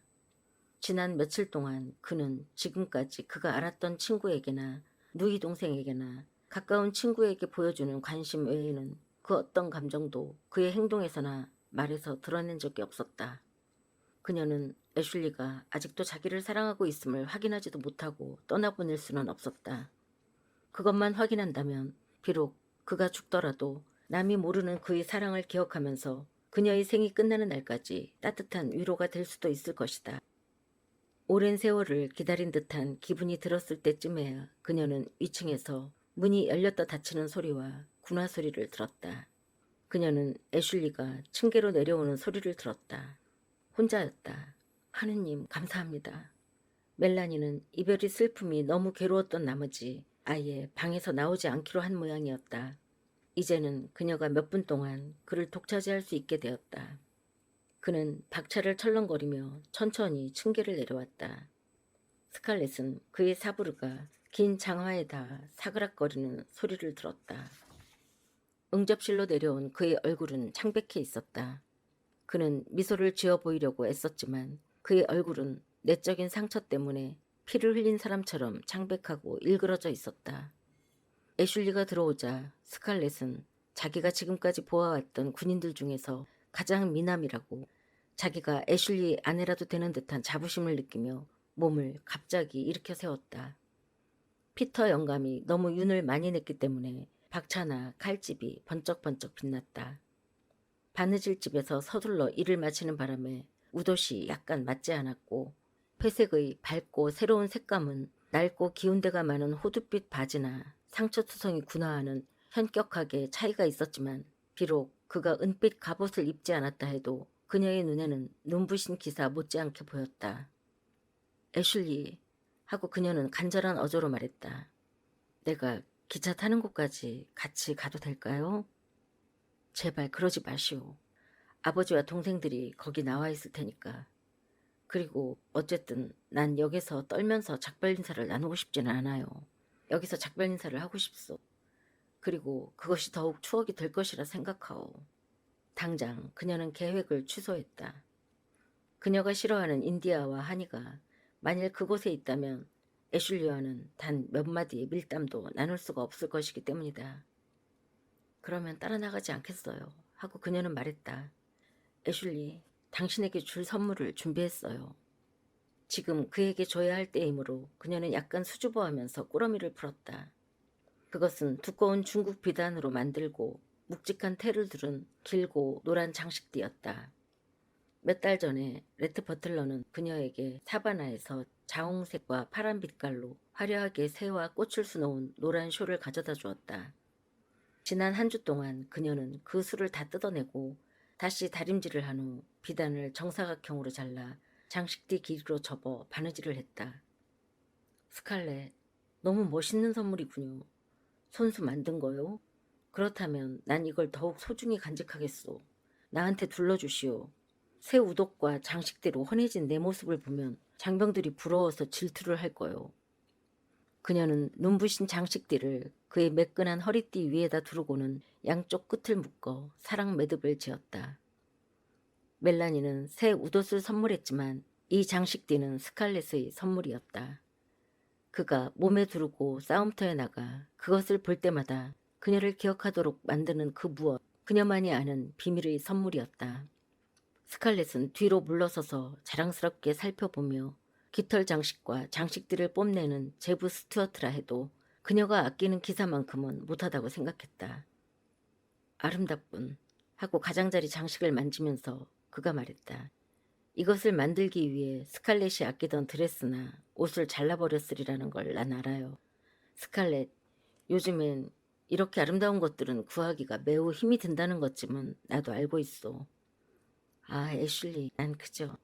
그녀는 당신이 원하는 일이라면 내 심장이라도 잘라서 당신에게 입혀드리겠어요. 라는 말을 하고 싶었지만 당신을 위해서라면 무슨 일이든지 하겠어요. 라고 말을 맺었다. 어떤 일이라도 말이죠. 하고 그가 물었다. 그러자 그의 얼굴에서 어두운 그림자가 사라졌다. 그럼 나를 위해 당신이 할 수 있는 일이 꼭 한 가지 있어. 당신이 맡아준다면 난 아무런 걱정 없이 떠날 수가 있을 거요. 뭔데요? 하고 그녀는 어떤 일이라도 할 준비가 되어 있다는 듯이 기쁘게 웃었다. 스칼렛, 나를 위해 멜라니를 잘 보살펴주지 않겠소? 멜라니를 보살펴달라고요? 그녀는 몹시 실망했다. 무엇인가 아름답고 소중한 부탁을 할 줄 알고 가슴이 두근거렸는데 그의 마지막 소원이란 것이 고작 이것이었단 말인가. 그녀는 점점 참을 수 없는 분노가 솟구쳤다. 이 시간은 애슐리와 단둘이서만 있을 수 있는 그녀만의 시간이었다. 그런데도 여기에 없는 멜라니의 그림자가 그의 얼굴에 드리워져 있는 것이었다. 두 사람이 이별을 고하는 이 순간에 어떻게 멜라니의 이름을 끄집어낼 수 있단 말인가. 어떻게 그런 부탁을 나에게 할 수 있단 말인가. 그는 그녀의 얼굴에 드러난 실망의 빛을 눈치채지 못한 것 같았다. 여전히 그는 그녀의 눈을 정면으로 쳐다보지 않고 그녀를 지나 그녀의 뒷면에 있는 뭔가 다른 것을 보고 있는 것 같았다. 네, 제발 그 사람을 보살펴 주시오. 그 사람은 너무 몸이 허약한데 본인은 전혀 그것을 모르고 있는 것 같소. 무리해서 간호일을 하거나 바느질을 한다면 그녀의 몸은 금방 망가져 버릴 거요. 게다가 마음이 소심하고 심성이 무척 착한 여자요. 피티패트 고모님과 헨리 숙부님 그리고 스칼렛 당신을 빼놓고는 이 세상에 친척이라고는 아무도 없어요. 물론 메이콘의 바덱은 친척이라 해도 촌수가 너무 멀고 게다가 피티 고모님은 스칼렛도 알다시피 어린애 같고 숙부님은 나이가 너무 드셨어요. 사실 멜라니는 당신을 매우 사랑하고 있어.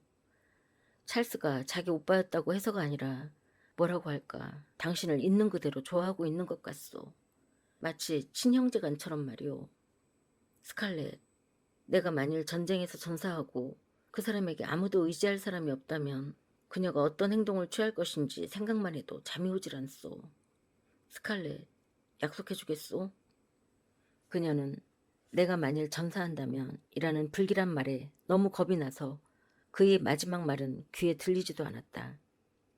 만일 그에게 무슨 일이 생긴다면 세상은 끝이라고 그녀는 생각하고 있었다. 그녀는 날이면 날마다 가슴에서 목구멍으로 치밀어 오르는 흥분을 느끼며 사상자 명단을 읽었다. 언제나 그녀는 설령 남부동맹의 군대가 다 전멸한다 하더라도 애슐리만은 무사할 것이라고 믿었다. 그런데 지금 그 자신이 스스로 이 무서운 말을 한 것이다. 그녀의 온몸에는 소름이 돋았고 두려움과 공포가 그녀로서는 도저히 참기 힘든 무서움이 그녀를 엄습했다. 그녀는 특히 죽음에 대한 전조에 있어서는 어느 정도 육감이 적중한다는 미신을 믿는 전형적인 아일랜드 기질을 타고났었다. 그의 커다란 회색 눈에서 스칼렛은 어떤 깊은 슬픔을 보았다. 그는 자기 어깨에 닿는 싸늘한 죽음의 손가락을 느낀 것 같았고 또한 벤 씨의 장송곡 소리를 듣고 있는 것 같기도 했다. 그런 말은 하지 마세요. 꿈에도 그런 생각은 갖지 마세요. 죽음에 관한 얘기를 하면 꼭 나쁜 일이 일어나는 법이거든요. 아, 그러니 어서 기도드려요. 나를 위한 기도라면 촛불도 켜줘. 하고 그녀의 두려움에 떠는 목소리에 미소를 지으며 애슐리는 말했다. 하지만 그녀에게서 멀리 떨어진 버지니아에서 죽어 눈 속에 파묻히는 애슐리의 모습을 머릿속에 그려보고 너무나 충격을 받은 스칼렛은 더 이상 말하고 싶지 않았다. 그는 얘기를 계속했는데 이야기마다 슬픔과 괴로움이 가득 담겨 있어서 그녀의 두려움은 더욱 고조되었다. 결국 그녀의 분노나 실망은 흔적도 없이 사라져버렸다. 그런 이유 때문에 이렇게 부탁을 하는 거요, 스칼렛. 나한테 무슨 일이 생길는지 혹은 우리에게 어떤 일이 생길는지 그건 나도 알 수가 없소. 하지만 종말이 온다 할지라도 나는 이곳에서 아주 멀리 떨어진 곳에 있을 테니까 멜라니를 돌봐줄 수가 없을 거요. 종말이라니요? 전쟁의 종말, 그리고 세상의 종말이죠. 하지만 애슐리, 정말 당신은 양키들이 우리를 이기리라고 생각하는 건 아니겠죠? 지난주에 당신은 줄곧 리 장군의 용맹에 대해서 스칼렛, 나는 지난 한 주일 동안 줄곧 거짓말을 했었소. 이곳에 나온 모든 장병들이 다 거짓말을 하면서 휴가를 보냈을 거요. 그들이 두려움을 가질 필요가 없는데 내가 못하러 멜라니와 피디고모에게 겁을 주어야겠소? 그렇소, 스칼렛. 양키들은 우리를 거의 다 이겼다고 생각하오. 사실 게티즈버그 전투는 종말의 시작이었소. 후방에 있는 군인들은 그것을 알 턱이 없죠. 그들은 우리들이 처지가 어떤지 깨닫지 못해요. 하지만 스칼렛, 지금 우리 병사들 중에는 맨발인 사람도 있어. 게다가 버지니아 전선은 눈으로 덮여 있어. 누더기와 찢어진 헝겊으로 그들이 언 발을 꽁꽁 붙들어 맨 채 떨고 있는 모습을 보면 양쪽 발에 좋은 장화를 신고 있는 나는 아예 그들처럼 되기 위해 신발을 벗어버리고 싶은 심정이요. 오, 애슐리, 장화를 벗어버리지 않겠다고 약속해줘요. 그런 상황을 보다가 양키들을 보면 모든 것의 종말을 환하게 불보듯이 들여다볼 수 있어. 게다가 양키들은 수천 명의 병력을 유럽에서 사들이고 있어. 우리들이 최근에 포로로 잡은 대부분의 북군 장병들은 영어를 제대로 할 줄 몰라요. 그들은 게이러를 사용하는 야만적 아일랜드인들이나 독일인, 폴란드인들이에요. 하지만 우리는 한 사람이 죽으면 그 자리를 메워줄 병력이 없어요. 게다가 신발이 다르면 더 이상 구할 수도 없소. 우리는 정말로 도간에 든 쥐와 같소. 스칼렛. 사실 우리는 전 세계와 싸워서 이길 수는 없는 거요. 그녀는 속으로 생각했다. 남부동맹이 전부 무너지든 말든 상관없어요. 세상에 비록 종말이 온다 할지라도 애슐리, 당신만은 살아야 해요. 당신이 죽으면 저도 살 필요가 없어요. 내가 지금 한 얘기를 다른 사람한테는 말하지 않았으면 좋겠어, 스칼렛. 난 다른 사람들을 놀라게 하고 싶지는 않소. 그리고 스칼렛, 내가 당신에게 멜라니를 부탁하면서 이런 설명을 하지 않아도 되었다면 이런 말을 하여 당신을 놀라게 하지 않았을 거요. 아내는 너무나 약하고 힘이 없지만 당신은 무척 강하오. 만일 무슨 일이 일어난다 하더라도 두 사람이 같이 있다고 생각하면 나는 위안을 받을 거요. 약속해 주겠소, 스칼렛? 오, 그렇게 하고 말고요. 그가 죽음을 눈앞에 둔 것을 알았으므로 그 순간에는 무슨 약속이라도 해주고 싶어서 스칼렛은 큰 소리로 대답했다. 애슐리, 애슐리, 난 당신을 그런 곳에 보낼 수가 없어요. 난 그 점에 있어서는 용감해질 수가 없어요. 당신은 강해져야만 해요. 하고 미묘하게 달라진 목소리로 그가 말했다. 목소리는 훨씬 깊고 낭낭했다. 그는 내면의 어떤 두려움과 긴박감에 쫓기는 듯이 서두르며 재빨리 말했다. 당신은 용감해져야만 해요. 그렇지 않으면 내가 어떻게 전쟁에서 견뎌나갈 수 있겠소? 스칼렛은 자기와 헤어지는 것이 그녀가 아픈 만큼이나 그의 마음을 아프게 하는지 확인하고 싶어서 기쁜 표정으로 얼른 그의 얼굴을 살펴보았다. 그의 얼굴은 멜라니와 작별을 하고 내려올 때처럼 창백하고 무거웠다. 그러나 스칼렛은 그의 눈에서 아무런 의미도 발견해낼 수가 없었다. 그는 허리를 굽혀 두 손으로 그녀의 얼굴을 감싸주고는 가볍게 그녀의 이마에다 키스를 했다. 스칼렛, 스칼렛, 당신은 참으로 아름답고 강하고 착해요. 얼굴만 예쁜 것이 아니라 칼렛, 당신의 모든 것이, 당신의 몸과 마음과 영혼이 모두 아름다워요. 오, 애슐리. 그녀는 그의 말과 얼굴에 닿은 키스의 감촉에 감격하여 행복하게 속삭였다.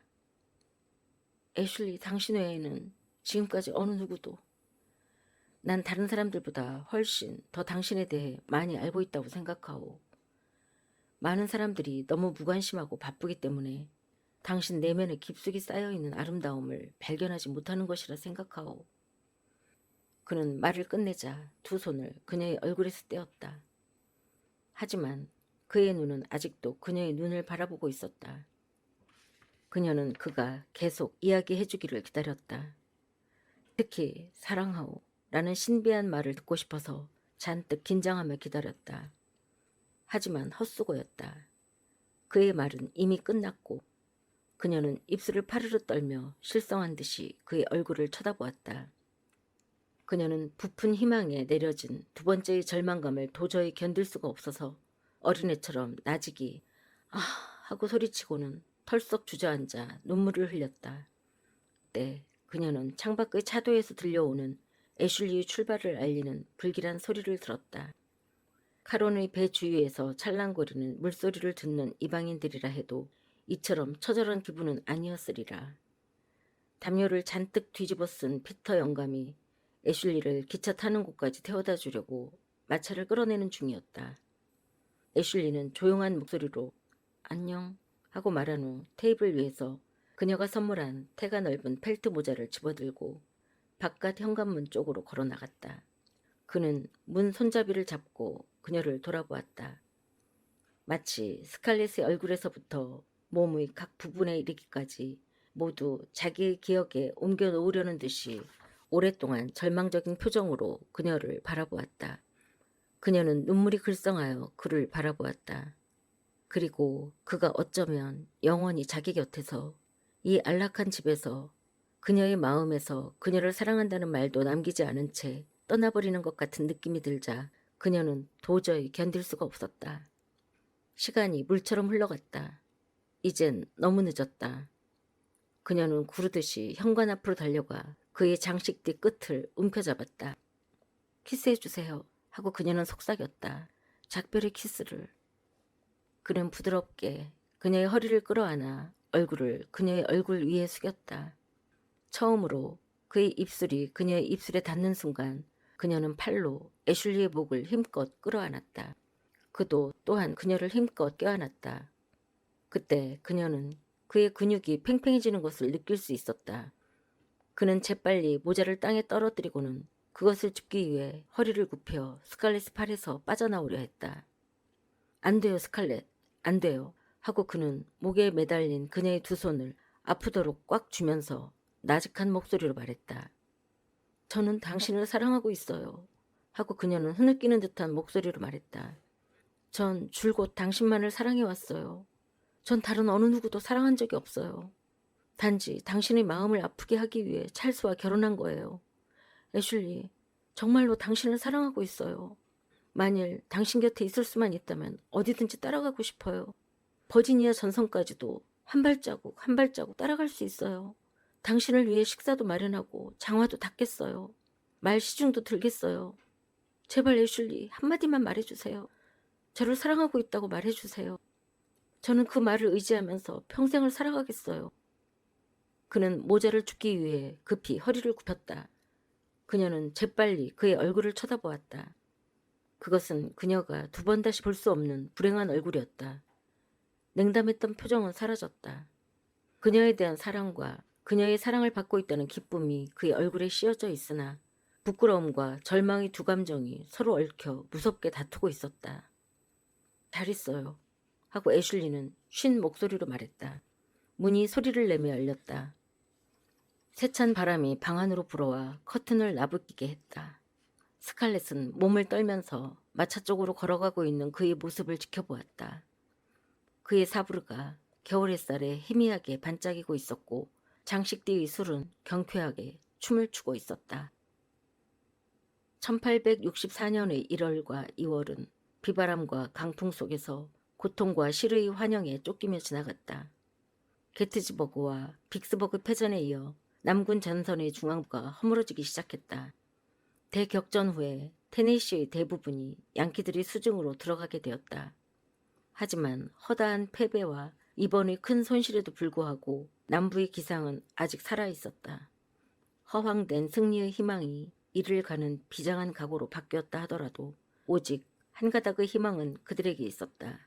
그 실례로서 9월에 테네시에서 승리를 거둔 양키가 일거에 조지아로 침입하려다가 패퇴당한 사실을 들 수 있을 것이다. 조지아의 북서쪽 구석에 자리 잡고 있는 치카모가에서 처음으로 조지아를 피로 물들이는 격전이 벌어졌다. 양키는 차타누가를 점령하자 산길을 따라 조지아로 공격을 감행하였지만 즉각 남군의 반격을 받고 쫓겨갔던 것이다. 치카모가의 전투는 애틀랜타와 철도 건설에 의해 승리를 얻은 것이었다. 버지니아에서부터 애틀랜타에 이르는 통로와 거기서 테네시로 북상하는 철로를 이용하여 급거에 롱스트리트 장군이 거느리는 부대는 전선에 투입될 수 있었다. 수백 마일에 이르는 전선은 일제히 행동을 멈추고 남동부에 있던 모든 차량은 모조리 군대 수송용으로 증발되었다. 애틀랜타의 사람들은 수없이 오고 가는 열차마다 객차, 유계 화물차, 무게 화물차를 가릴 것 없이 함성을 질러대는 병사들을 가득 싣고 시시각각으로 지나가는 모습을 지켜보았다. 그 병사들은 마시지도 않고 먹지도 않고 자지도 않고 불평도 없이 그리고 말이나 위생차나 병참차도 없이 역에 도착하자마자 전선으로 달려가는 것이었다. 이들의 끝없는 노력으로 양키는 조지아에서 테네시로 물러나지 않을 수 없었던 것이다. 이것은 이번 전투에서 가장 큰 성과였다. 애틀랜타 사람들은 그들의 철도가 전쟁을 승리로 이끌었다는 것에 뿌듯한 자부심을 느끼게 되었다. 그러나 남부는 앞으로 다가올 겨울 동안의 사기를 진작시키기 위해서 치카모가의 대승리의 쾌보가 필요했다. 지금 남부인 중에는 양키들의 전투 실력과 양키들을 통솔할 유명한 지휘관이 있다는 것을 부인할 사람은 하나도 없었다. 그랜트 장군은 하나의 도살자였는데 승리를 위해서는 어떠한 희생을 치르더라도 개의치 않는 자였다. 그래서 승리란 언제나 그의 곁에 있었다. 쇠리단 장군의 이름은 남부 사람들이 공포의 대상이었다. 뿐만 아니라 샤만이라 불리는 지휘관이 있었는데 근래에 그의 이름이 자주 사람들의 입에 오르내리게 되었다. 그가 테네시와 서부전선에서 용맹을 떨친 후에 그의 사납고 잔인한 전투 정신은 더욱 널리 알려지게 되었다. 그러나 이러한 양키들이 뛰어난 명장들도 훌륭한 리 장군과는 비교될 수 없었다. 그래서 리 장군과 그의 부대에 거는 기대는 참으로 엄청난 것이었다. 그렇기 때문에 최후의 승리에 대한 기대는 요지부동한 것이었다. 그러나 전쟁은 너무나 질질 끌었고 게다가 사망자와 부상자와 과부와 불구자와 고아들이 남부에는 자꾸 늘어만 갔다. 그러나 아직도 전쟁이 계속되리라는 전망 때문에 더 많은 사망자와 부상자와 과부와 고아들이 늘어날 것이라는 것은 누구나 다 아는 사실이었다. 설상가상으로 사태를 더욱 부채질한 것은 시민들 사이에 정부 수뇌부에 대한 막연한 불신이 퍼져나가기 시작했다는 사실이다.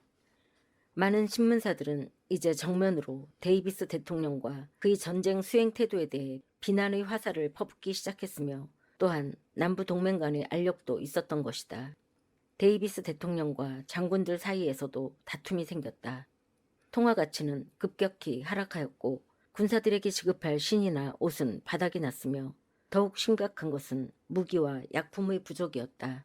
철도는 낡은 철도를 대신할 새로운 차량을 요구하였고 양키에 의해 부서진 철도를 새로운 것으로 건설할 것을 요구하고 있었다. 전선의 장군들은 끊임없이 보충 병력을 파견해 줄 것을 요청했으나 모을 수 있는 병사의 수는 점점 줄어들었다. 더군다나 어떤 주지사들은 주의 의용군이나 무기들을 주 밖으로 내보내는 일을 거절하기 시작했던 것이다. 소위 주의 군사들은 다들 건장했으므로 전선에 있는 장군들은 더욱더 이들을 필요로 하고 있었다. 하지만 이러한 정부의 요구를 주지사들은 번번이 거절했다. 이번 통화가치의 하락은 엄청나게 물가를 뛰게 했다. 쇠고기, 돼지고기, 버터 등은 1파운드에 35달러, 밀가루는 한 자루에 1,400달러, 소다는 1파운드에 100달러, 차는 1파운드에 500달러로 껑충 뛰어올랐다. 방한복은 구할 수는 있었지만 너무 비쌌기 때문에 애틀랜타의 부인들은 천 조각으로 낡은 옷에 안감을 받치거나 바람을 막기 위해 신문지를 붙이고 다녔다. 신은 종이로 만든 것과 가죽으로 만든 것에 따라 값도 천차만별이었다. 대체로 200달러에서 800달러에 거래되고 있었다. 그래서 부인들은 손수, 낡은 모직숄이나 융단을 잘라서 만든 신발을 신고 다녔으며 바닥은 나무로 만들었다. 남부는 원래 목화를 팔아 필요한 것들을 외국으로부터 사들여 사용했는데 지금은 양키들에 의해 모든 통로가 차단되어 필요한 물자를 구입할 수 없었다. 제랄드 오하라는 3년 동안의 목화 생산량을 전부 테라 농장에 있는 씨알을 넣어두는 장소 옆 헛간에다 보관하고 있었지만 현재는 아무런 소용이 없었다. 리버풀로 가지고 가면 15만 달러나 되는 양이라 할지라도 수송을 할 수가 없었기 때문에 도저히 어떻게 할 길이 없었다. 이리하여 제랄드는 대농장주에서 졸지에 이 겨울을 어떻게 보내야 하고 가족이나 흑인들을 어떻게 먹여 살려야 하는가를 걱정해야 하는 처지로 변해버리고 말았다. 남부의 농장주들은 모두 제랄드와 같은 처지가 되었다. 봉쇄망은 더욱 좁혀져서 남부의 각 주에서 생산한 목화는 영국으로 보낼 수가 없게 되었으며 목화를 팔아 사들였던 물자조차도 이제는 구할 수가 없게 된 것이다. 전쟁이 장기화되자 북부의 공업지대와 남부의 농업지대 사이에는 엄청난 차이가 생기게 되었다. 남부에서는 그토록 흔하던 생활 필수품조차도 구하기가 어렵게 되었다. 그러나 이것은 투기꾼이나 악덕 기업가들에게 좋은 구실을 주었다. 그들은 재빨리 행동을 개시했다. 식료품이나 의류 등은 더욱 귀해지고 물가는 시시각각으로 올랐기 때문에 투기꾼들과 악덕 몰입애들에 대한 남부 시민들의 비난과 공격은 더욱 심해졌다. 1864년 초기에는 모든 신문사들이 입을 모아 그들을 독수리에 비유하기도 하고 또는 사람들이 피를 빨아먹는 거머리라고도 하여 그들을 처단하라고 정부 당국에 요구하기도 했었다. 정부 당국도 최선을 다해 그것을 해결하려고 했지만 아무런 효과도 없었다. 왜냐하면 전시 중이라 신경을 써야 할 문제들이 산적해 있었기 때문이다. 이런 와중에 레트 버틀러에 대한 일반인들의 비난은 다른 어느 누구보다도 더 신랄했다. 그는 봉쇄 돌파가 더욱 어려워지자 당장 배를 팔아버리고 지금은 약삭 빠르게 식품 투기에 종사하고 있었다.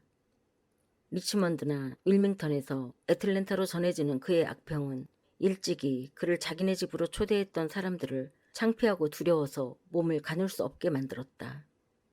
이러한 여러 가지 고난이나 곤경에도 불구하고 10,000명이 지나지 않던 애틀랜타의 인구는 갑절이나 늘어났다. 봉쇄마저도 애틀랜타의 번영을 가져오는 결과를 만들어냈다. 전통적으로 해안 도시는 상업상으로나 그 밖의 다른 이점으로나 남부 각주를 지배해 왔었지만 지금은 모든 항구가 봉쇄되어 남부의 구제는 남부 자체 내에서 해결하지 않으면 안 되었다.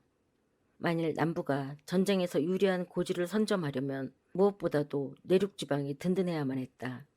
그래서 교통이 발달했던 애틀랜타가 남부의 요지가 된 것이다. 시내의 사람들은 모두 다른 남부 각주의 어느 사람 못지않게 가난, 궁핍, 질병, 죽음 등의 고통을 겪고는 있었지만 오히려 애틀랜타 자체로서는 잃는 것보다 얻는 것이 더 많았다.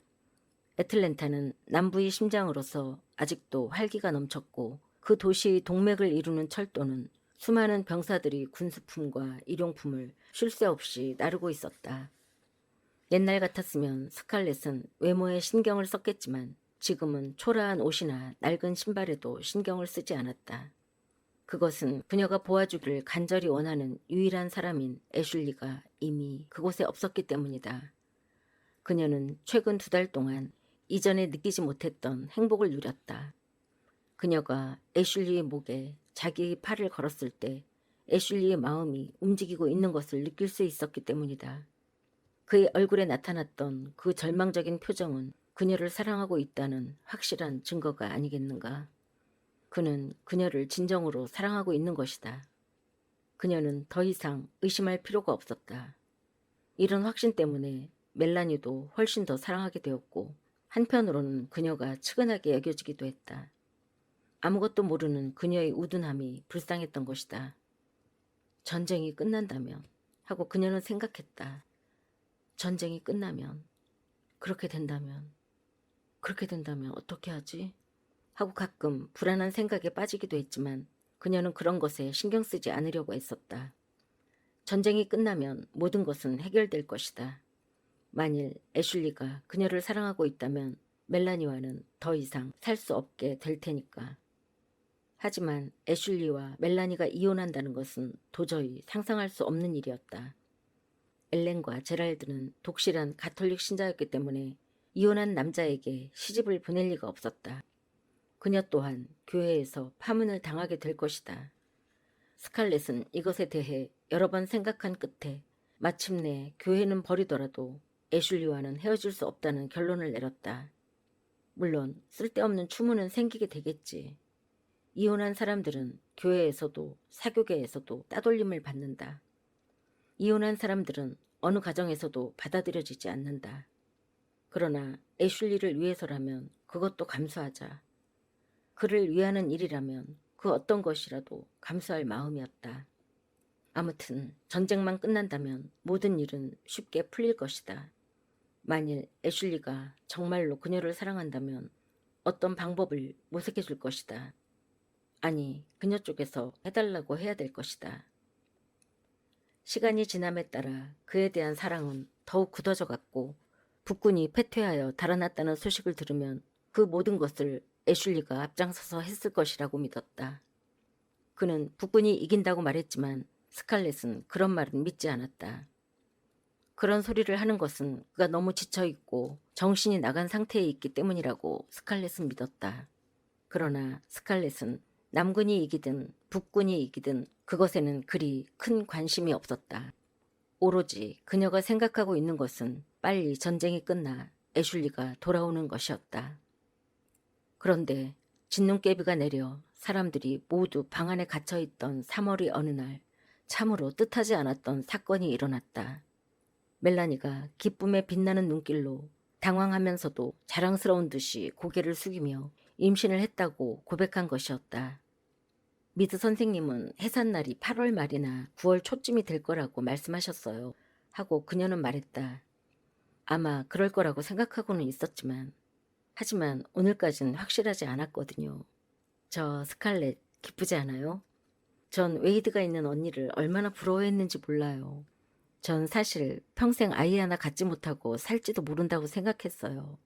저는 10명이라도 낳아서 기르고 싶어요. 그때 스칼렛은 잠자리에 들기 전에 머리를 손질하고 있었는데 그 이야기를 듣자마자 빗을 허공에 든 채 손을 멈추고 말았다. 그녀는 어머 하고 말했을 뿐 잠깐 동안 아무것도 실감할 수가 없었다.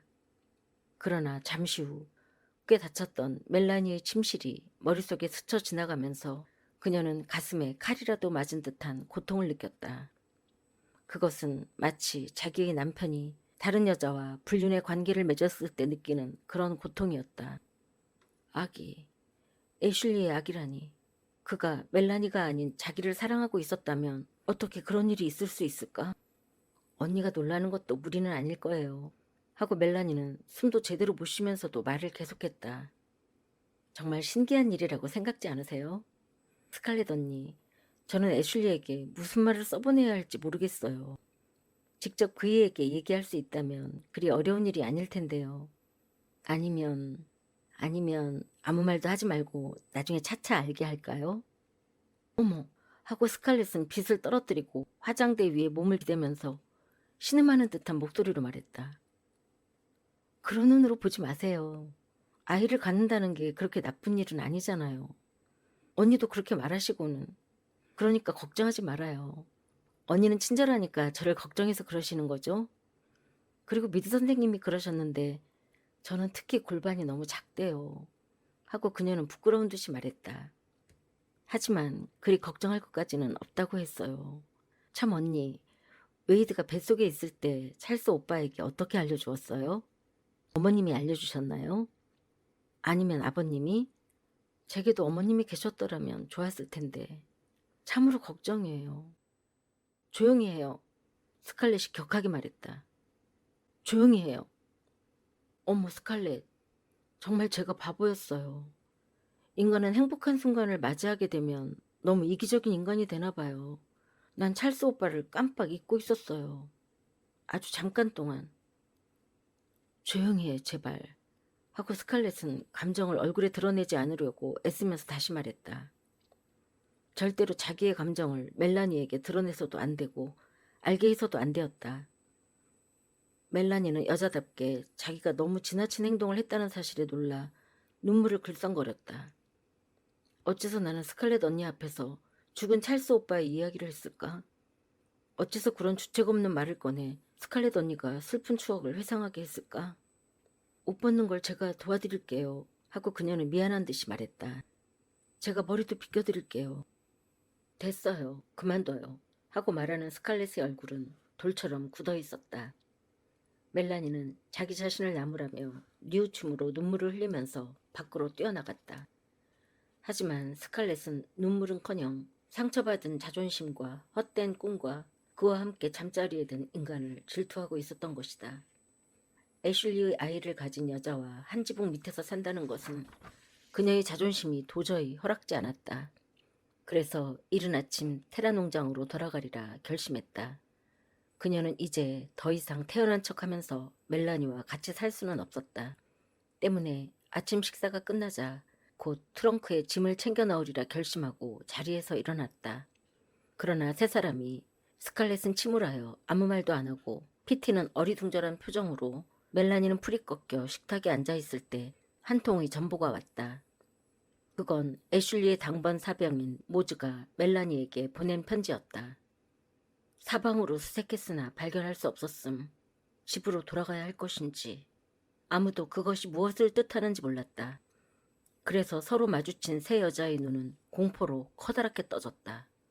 스칼렛은 테라로 돌아간다는 생각을 까맣게 잊어버렸다. 그들은 아침 식사도 끝마치지 못하고 곧장 애틀랜타로 마차를 몰아 부대장 앞으로 전보를 치러 갔다. 그러나 그들이 우체국에 들어섰을 때 이미 부대장으로부터 전보가 와 있었다. 윌크스 소령 3일 전 정찰 임무 수행 중 행방불명됨. 매우 유감스럽게 생각함. 자세한 것은 후에. 돌아오는 길의 세 사람은 너무나 충격을 받은 모습을 하고 있었다. 피티 고모는 얼굴을 손수건에 묶고 있었고 멜라니는 겁에 질린 채 꼼짝도 않고 있었으며 스칼렛은 기절한 것처럼 마차 한 구석에 기대어 있었다. 집에 도착하자마자 스칼렛은 2층 자기 침실로 뛰어 올라가더니 책상 위에 앉아 묵주를 붙잡고 기도를 하려고 했다. 그러나 기도의 문은 열리지 않았다. 거기에는 그녀의 죄 때문에 하느님은 자기를 외면했다는 두려움만이 느껴질 뿐이었다. 그녀는 결혼한 남자를 유혹하고 그를 그 사랑하는 아내에게서 빼앗으려고 했다. 그러기에 신은 그녀를 벌주기 위해 그 남자를 죽인 것이다. 기도를 드릴 수 없을 뿐더러 도저히 하늘을 쳐다볼 용기조차 없었다. 울고 싶었지만 눈물도 나오지 않았다. 눈물은 가슴속에서만 흘러나오는 것 같았으며 그 눈물은 뜨거워져서 넘칠 것 같은데도 밖으로는 나오지를 않았다. 방문이 열리고 멜라니가 들어왔다. 마치 그 얼굴은 검은 머리칼에 쌓여 하트 모양의 백지처럼 보였다. 두 눈은 길을 잃어버린 아이처럼 겁에 질려 있었다. 스칼렛 하고 두 손을 내밀면서 그녀는 말했다. 어제 제가 너무 경솔하게 행동한 것을 용서해 주세요. 언니의 신세가 바로 제 신세가 되었어요.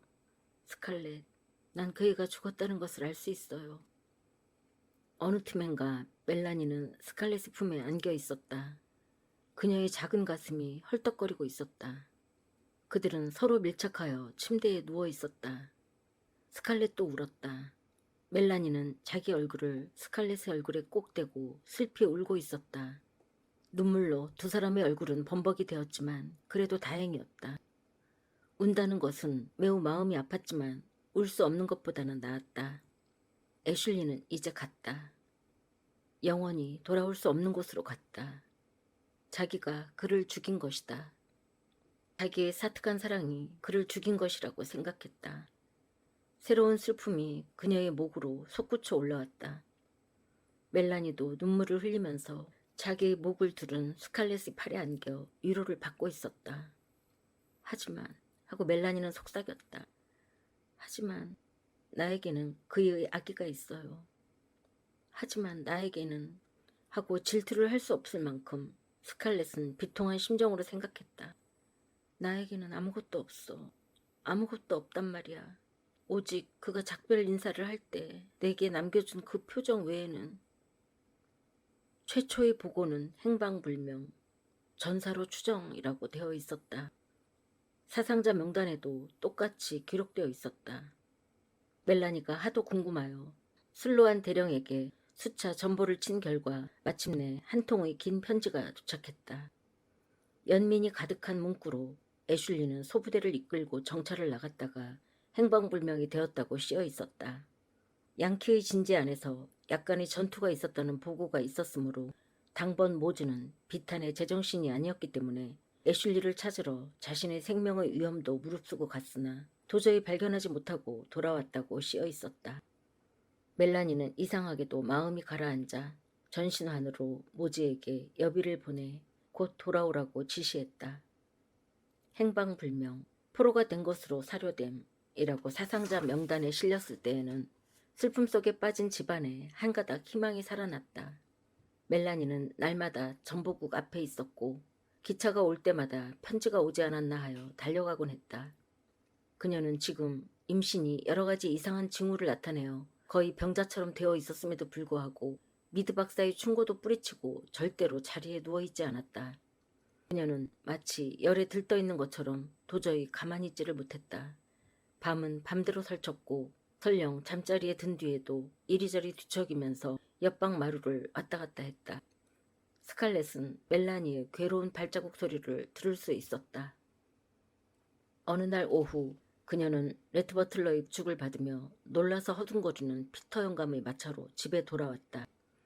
전신국에서 어떤 소식을 기다리고 있다가 기절한 그녀를 지나가던 레트가 이리로 데리고 왔던 것이다.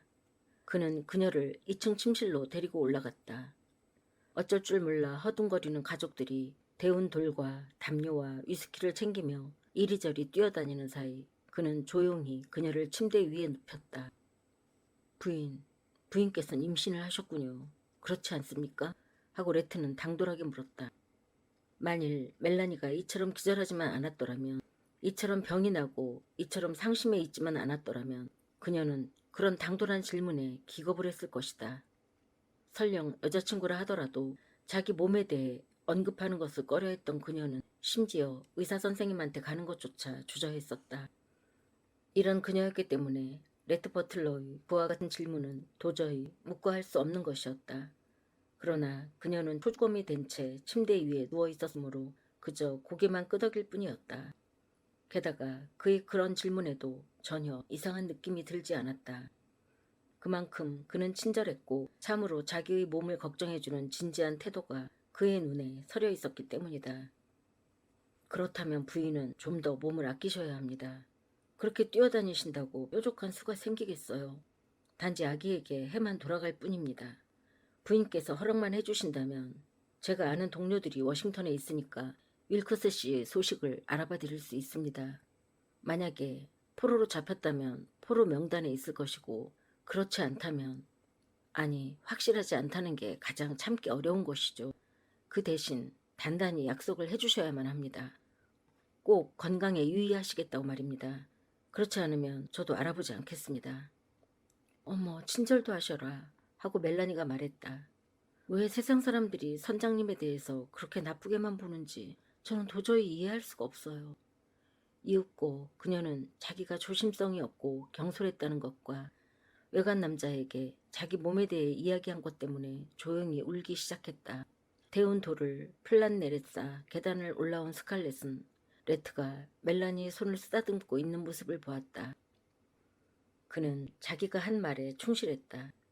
그들은 그가 어떤 전보를 쳤는지 도저히 알 수 없었다. 적인 양키들과 은근히 내통하고 있다는 것을 드러내는 것이기 때문에 구체적으로 캐묻지 않았다. 애슐리가 포로로 잡혀있다는 소식을 갖고 온 것은 그로부터 한 달도 채 되지 않아서였다.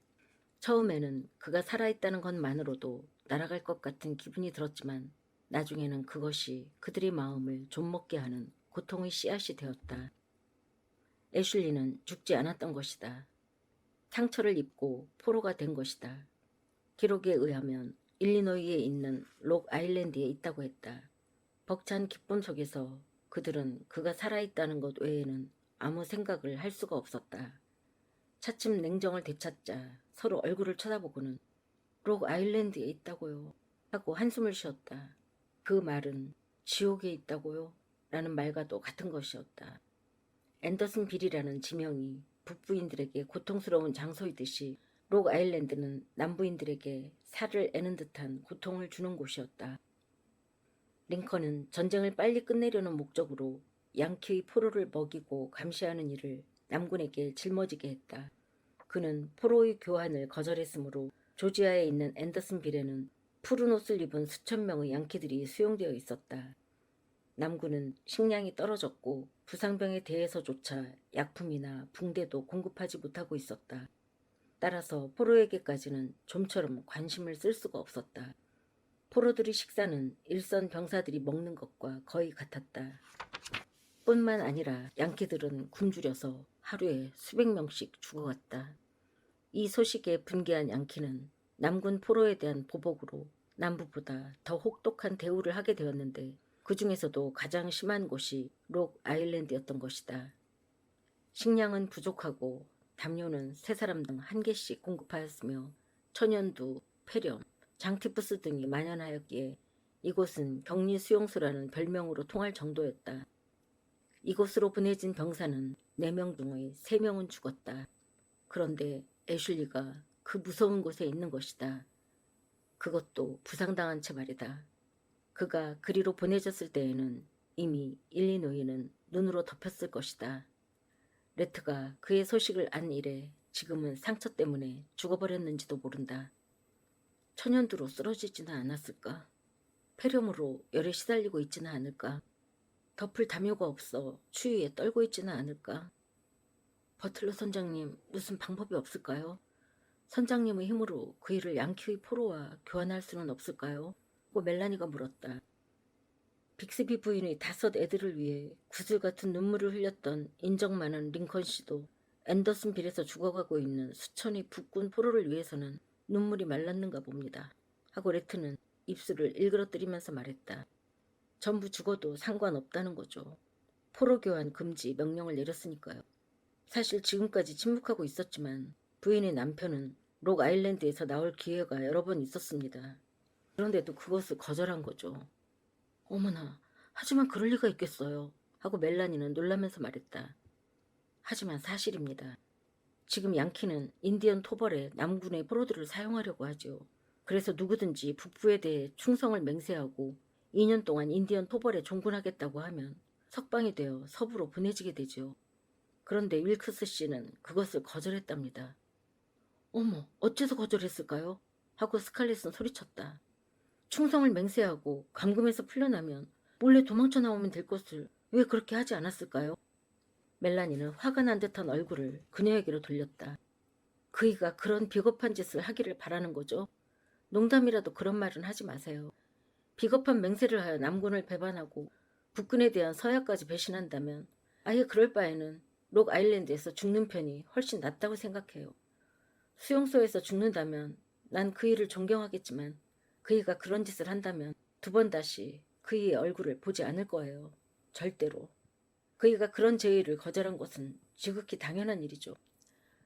스칼렛은 레트를 문 앞까지 배웅하면서 꽤 심통이 났는지 그에게 물었다. 만일 당신이었다면 그런 곳에서 죽느니 북군 토벌대에 들어가 탈주하실 거죠? 그거야 당연하죠. 하고 코수염 밑으로 흰 이를 드러내며 레트는 말했다. 그런데 왜 애슐리는 그렇게 하지 않았을까요? 그 사람은 신사니까 그렇죠. 하고 레트는 말했다. 그러나 스칼렛은 이처럼 존경스러운 말을 하면서 어쩌면 그 이면에 이처럼 교묘하게 비꼬는 듯한 의미를 담을 수 있을까 하고 생각했다. 다음 편에 계속됩니다.